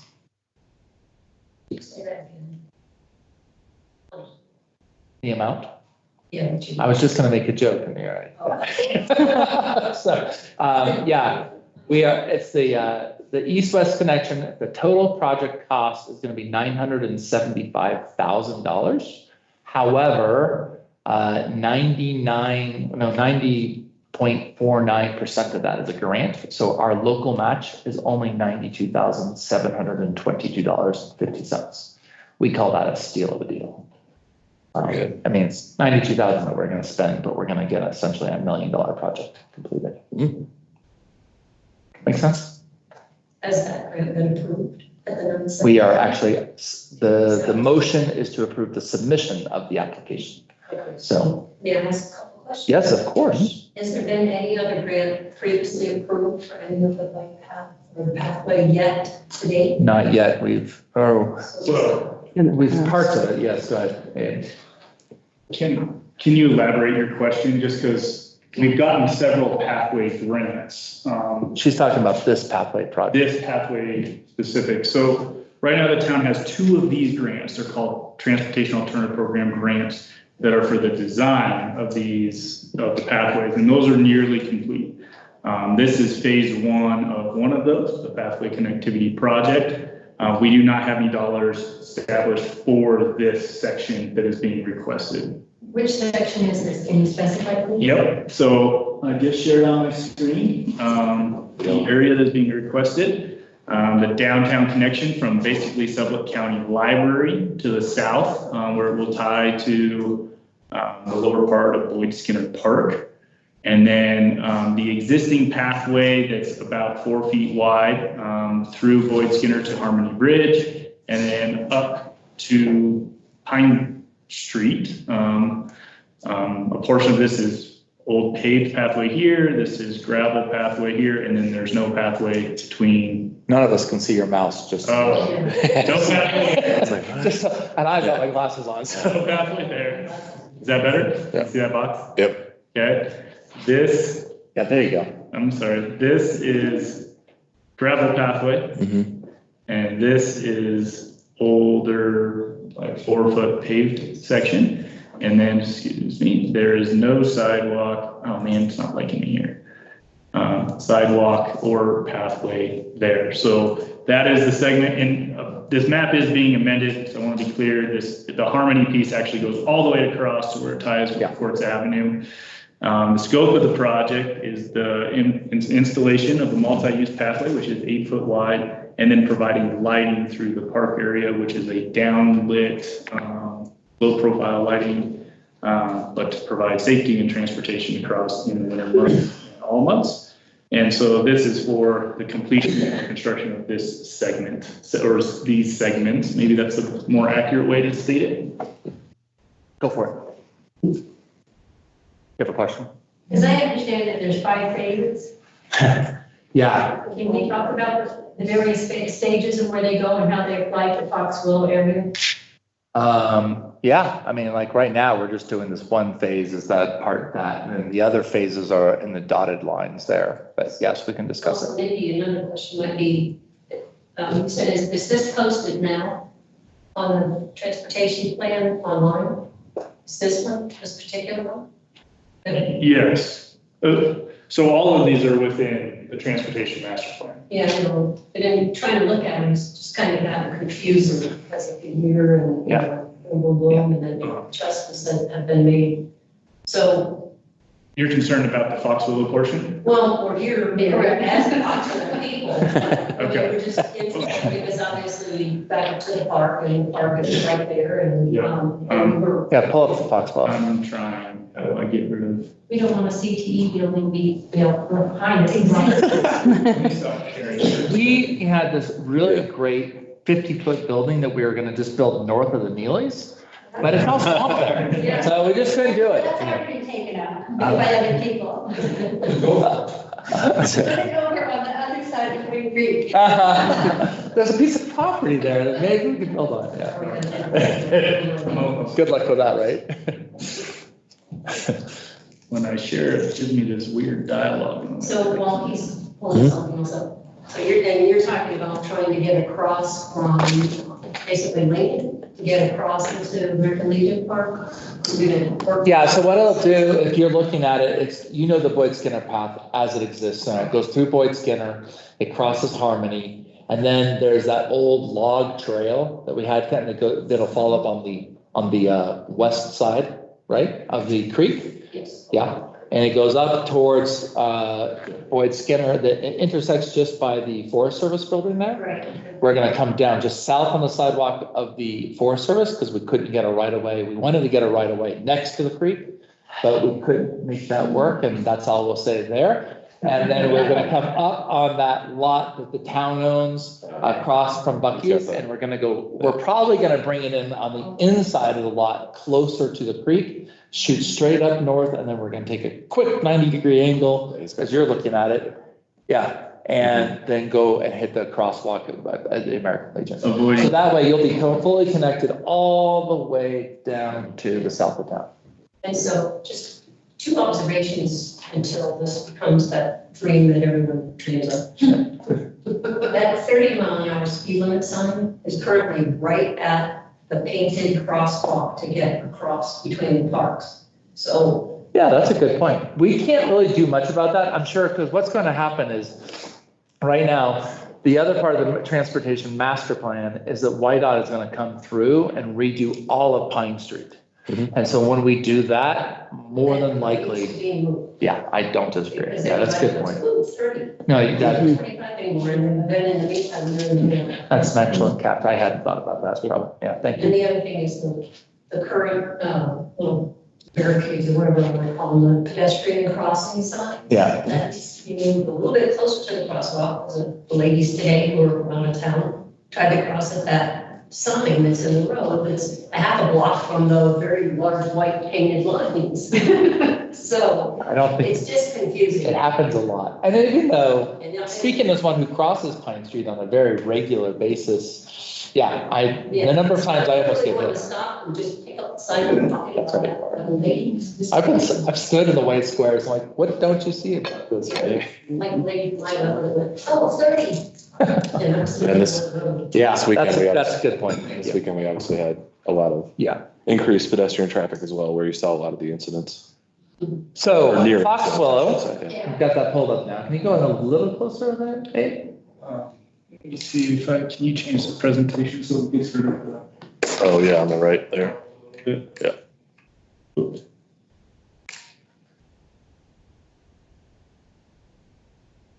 Hit that and hit focus on content. Make it a little bigger. Here is this.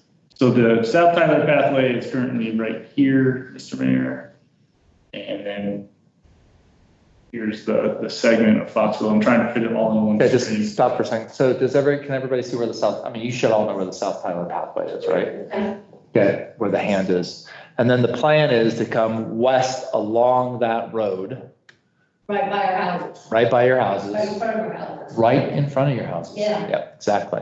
Just like the pathway is going right in front of other people's houses on the other side of the town, but FYI. And then we would, there's 2 opportunities right now where we could go through that circle and catch up to the pathway there. Which is right around. Yep. Which involves no taking down of trees. It provides good sight distance, et cetera, et cetera, et cetera. If we can't get the right of way for that portion of land, then we are going to have to take that sharp 99-degree turn and go up and around back to the park that way.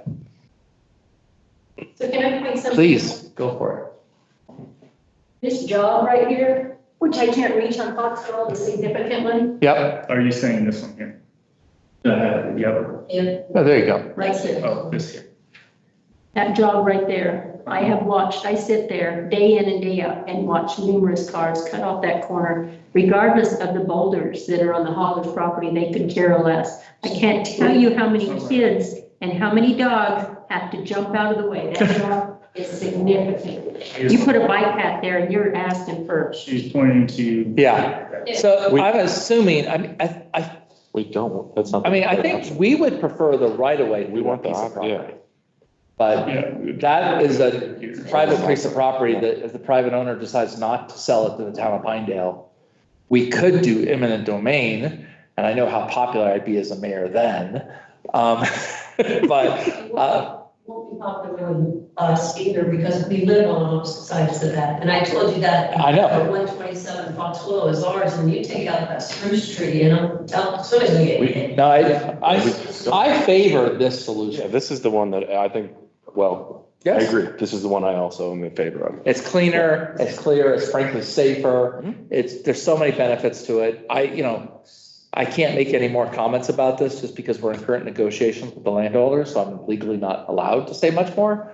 But that is our preferred path. It would be an 8-path 8-foot path going through. The circle would probably be, we'd eliminate the circle essentially. You wouldn't have a circle there any longer, and it would just be a straight shot right up there, that road, from the Neely straight on up. And I And think that so would be these that. people live there, the Neelys and the Strayhorns, so what happens to their property? You come in and you're gonna clear out? Well, they have that variance, but what I'm worried about is what about my driveways? It's up here, your path is down here. Hey, I'll let you.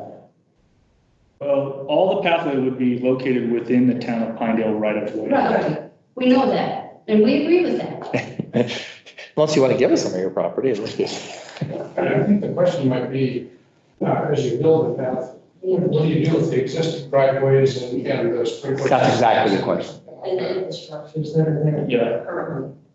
Well, as far as what do we do with the driveways, we make sure that they meet ADA compliance and everything ties together. If we need to reach out into your private property to adjust the grade of your driveway in or anything like that, we would be in touch with you. But Wes, our engineer, has not given me any indication that that would be necessary at this point in time. So obviously we're at 95% design drawings. A lot of our design has been focused on areas that we're going for grants first. So this is kind of, to be frank, this is kind of the last priority. Hasn't got as much attention on the design aspect as far as final reviews, but I'm not currently aware of any grading issues. Now, if those were happening, we would be in touch with you. As far as sprinklers. Hold on. Oh, I'm sorry. We'd be in touch with you, and then we would be fixing the pitch of your driveway, so that would not be on you. If we had, as Abe said, if we had to go 10 feet in to make sure you had the right angle, that's on us. Just Are you gonna put the new moose tracks in Gary's driveway? the new moose tracks, yeah. Yeah, it's concrete. If you're replacing, you gotta put the moose tracks. Now, anything that belongs to you that's in the town of Red Pine right away, you'll probably just lose it at that point. Yeah, as far as irrigation systems or that front, the town is very careful to not allow irrigation systems in the town right away any longer. This is a conversation that's been taking place over the last 3 or 4 years because it's very challenging for us to deal with. How we deal with that, we'd have to be in coordination, but the pathway would land within the town's right of way. So if irrigation needed to be moved, it would have to be moved. And just for the sake of being transparent, like, we're gonna probably do the piece of property in front of my mom and dad's house first, and I know exactly what we're talking about. There's gonna be some sprinklers just taken out of there at that point. Well, the size of the age of those trees are absolutely huge. Oh, yeah, we're trying to protect trees. Trees are major priority. There are some of them have grown into that 10-foot easement. Yeah, and we'll have to take a look at them. Yeah, I mean, it's, I'm looking at spruce trees right on it, literally. Well, again, that's why we want to go. I have another question. That's why this is the first one. Easement you're trying to get. That's an 8-foot easement. Correct. And is that a 7-foot setback on that side of that piece of property? The existing setback? Existing setback, is that 7 feet? It's a little more than that. Is it? I'm gonna say it's 10-ish. So From, the question is, if that landowner says, I'll give you that easement if you don't make me have the setback on top of that, if he can stay within the original setback, but give you that piece, is that something you would consider? Are you thinking of the Hartwoods, or are you thinking of the other family on the east side? Of the other family. Yeah, I think if you were to, like I said, I'm really not at liberty to talk about a whole lot here. But if you look at the map and you said to yourself, how would the town do a connection here? You'd see that there's actually probably some really good compensation that can take place on the property, but we probably still require some of that setback. Yeah. You do realize that Harvard's have sold their home. That's right. Another 10 Mr. Mayor? Yes, sir. I have a question. Yes, sir. You said that this would be your preferred route? Yes, sir. What's the second best? Well, the only other option is literally to go back around that corner. Yes, sir, what? To go around that corner and swoop back. Here on his house. Yeah. Yeah. Yeah. It's just going to take you guys out of the equation no matter what. You guys are in the equation. Yeah, we're okay with. So we were here last year. Yep. And we're 5 years out, so now are we still? I wouldn't say you're 5 years. I mean, we're gonna get this, So we call it a TAP grant, just if you hear talking, we always call it the transportation, right? The TAP grant. We'll probably get this one, and this project will probably be taking off in 2027. Conversations with Cole, this could be slated, if we are awarded this project. Not this project, the one that we're talking about tonight. Yeah, the one we're talking about tonight, sorry, that would be 2027 construction. And then we probably would come to you 28, 29, 30, yeah. Well, you know, we're really for this walking path. Yeah. And we have all made bets of how many people are gonna walk on it, or walk right down the middle of the street. It's true. Yeah, And you will maintain it in the winter, yes, the snow. Yes. yep. That's actually a requirement of the federal permit. This is not just a pathway or a sidewalk. This is a transportation facility.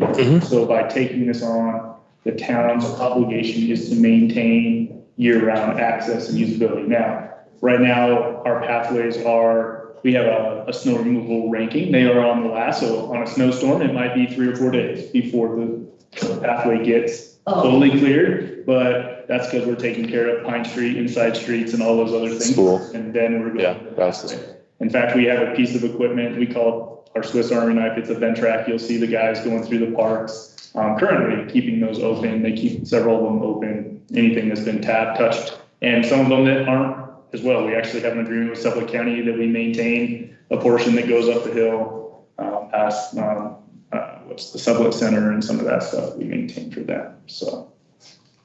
And you won't dump it on my lawn, No, and you won't hit my sprinklers. well, if your sprinklers are in the right of way, Yeah. I can't guarantee They're on my you. private property. If they're on- Maintaining this. If the sprinklers are on private property and we damage them, we will fix Yeah, it. that's on us. They're really good marketing, though, the guy that does our. Yes. So if you were to be moving forward with this and you move and you tie in the bike path that's currently there, the back path, that's obviously only, 4 or 5 feet wide? Yeah. Is that would all that would also be a part of widening that entire spot that goes into Boyd Skinner Park? No. It would just stay with the No, you mean on the Court Street? This here, Mm-hmm. I think she's talking about this segment here. How wide would that be? Is that your question? That one. Oh, that one, yeah. Scheduled to stay just dirt trail. That one's not scheduled to be part of the multi-use. We jokingly call that Linkle Lane. And it'll probably, we might, maintain it a little bit, we might improve it a little bit, but we're not gonna change the size of it or anything like that. I used to live on I Washington. have one question because my wife has asked me this. The path through Boyd Skinner, did you say that was going to be 4 foot It'll be 8 foot, through Boyd Skinner? Yes. Up to Harmony? yes. Okay. No, I think those two, yes. On the paved. But you just said The they ones that were. we're getting the grant for, it will be 8. Okay, yeah. We are not pursuing improvements this, From Harmony South. yes, correct. Yeah, that, yeah. Be 8 foot? No, This is not. it's the current, yeah. Okay. That stays the way it is. Everything else is scheduled for improvement. The new improvements will be 8 feet. I think the easier way to say it is that the portion that is currently paved will be 8 feet. The portion that's dirt stays dirt and the same size it is. Oh, there you go, sorry. And it doesn't fall into the guidelines of this 8-foot multi-use path. So they'll be replacing the old paved path Yes, through there? yeah, Okay. like from my parents' house and, yes, right. Okay, any other I questions? was just gonna say that I lived on Washington Street, the bike path used to come out, where the bike path comes out of Boyd Skinner, heads west on Washington. And they had bikes painted on the road and everything. And I sat there and worked from home for 4 years. And once in a while, I took multiple pictures of all the people walking on the street. The only people that used the sidewalk was the deer. And I took pictures of them along the sidewalk. During the winter months, they weren't there, they were on the sidewalk. Yeah, wait, no. They're in my yard. It's an education process. We got those deer trained well. You know, they build the signs well, they're saying, well, that's the way for the That's cars. right. The deer crossings and all that, So exactly. we don't have to bug you again. Huh? You will get a hold of us when it comes our turn. Yes, ma'am. and not 2 weeks before you're gonna be there. No, you know, when we get into, especially for your section, because we do have to work on the negotiation. We have a third party that's negotiating with the landowner now. So that whole process will be ongoing when we've made a decision. That will also start indicating, checking a couple boxes. You'll be informed at that point. So yes, we'll be in touch with you. Okay. And if we're not in touch with you, feel free to come in here and be mean and nasty to me. Thank you. Thank you. Say hi to Ruth. All right. Thank you. Thank you very much. Thank you. Thank you. Yeah, thank you. Can I have a motion for approving the YDOT transportation grant? That we already- Did we already make a motion? I don't think we got that far. Okay, I thought, yep, thank you. I move that we approve the submission of the grant application to the YDOT Transportation Alternatives Program for the construction of the Town of Pinedale Pathway Connectivity Project Phase 1 East-West Connection with a total project cost of $975,000 with a 9.51% local match of $92,722.50. Second. Moved by Councilwoman Boyce, second by Councilman Kasiba, to approve the submission of a grant application of YDOT TAP program for the construction of the Town of Pinedale Pathway Connectivity Project Phase 1. The total project cost $975,000 with a 9.51% local match of $92,722.50. Any discussion? All those in favor, please say aye. Aye. Those opposed? Motion carries 5-0. Super.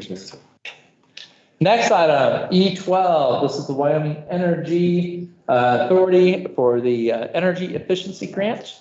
They're wanting to give us $40,000. Abe, go ahead. Yeah, Mr. Mayor and Council, sorry for the short notice on this. I've actually been bugging them for a few months now. But they didn't get their federal allotment until last week, and then they emailed us and said, hey, we have the town scheduled for a $40,000 award. Do you guys still want it?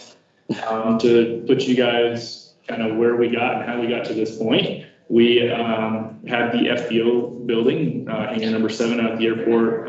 We did an energy audit last fall for the purpose of this grant application. They identified poor windows, poor insulation, and a poor HVAC system that all need addressed. The way that they apparently do it is kind of schedule it. There's really no application process for us.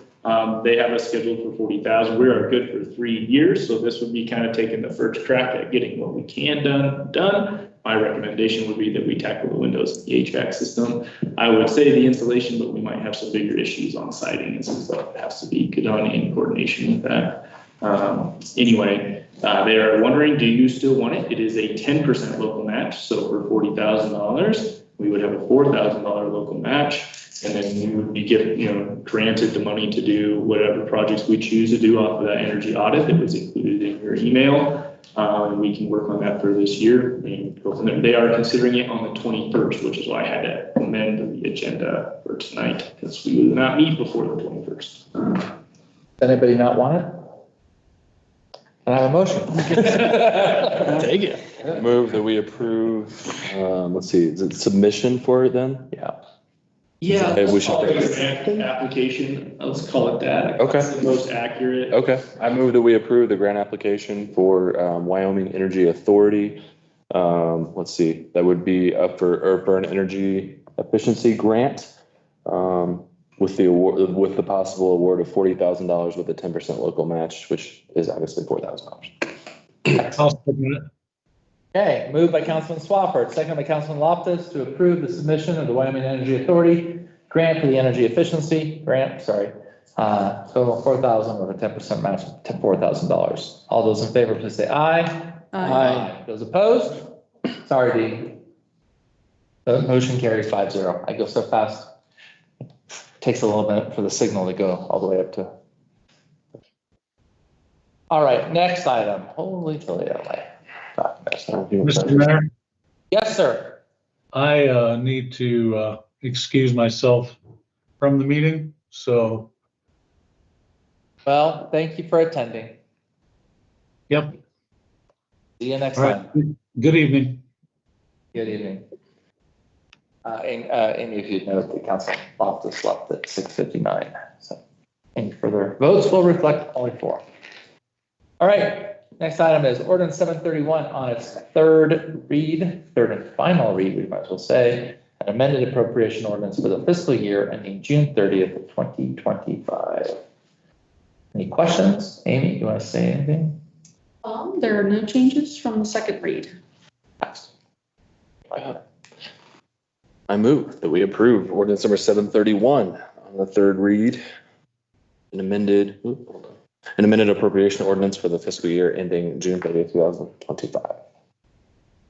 Second. All right, moved by Councilman Swafford, second by Councilwoman Boyce to approve ordinance 731 on third and final read, an amended appropriation ordinance for the fiscal year ending June 30th, 2025. All those in favor, please say aye. Aye. Those opposed, motion carries 4-0. Next item on first read, which we could also, if we want to table and make into a discussion only. As you know, we are discussing affordable housing in Pinedale, and so we are doing a couple of deed restrictions already. Within the deed restrictions, it refers to a Pinedale Housing Commission, and I agreed to strike the affordable permit. It will be Pinedale Housing Commission. So this is the first draft of that. Because I think when a deed restriction goes into place, it's going to refer to an entity. I think we should probably create the entity before everything's signed, or let's be near there. Anyhow, are there questions, comments?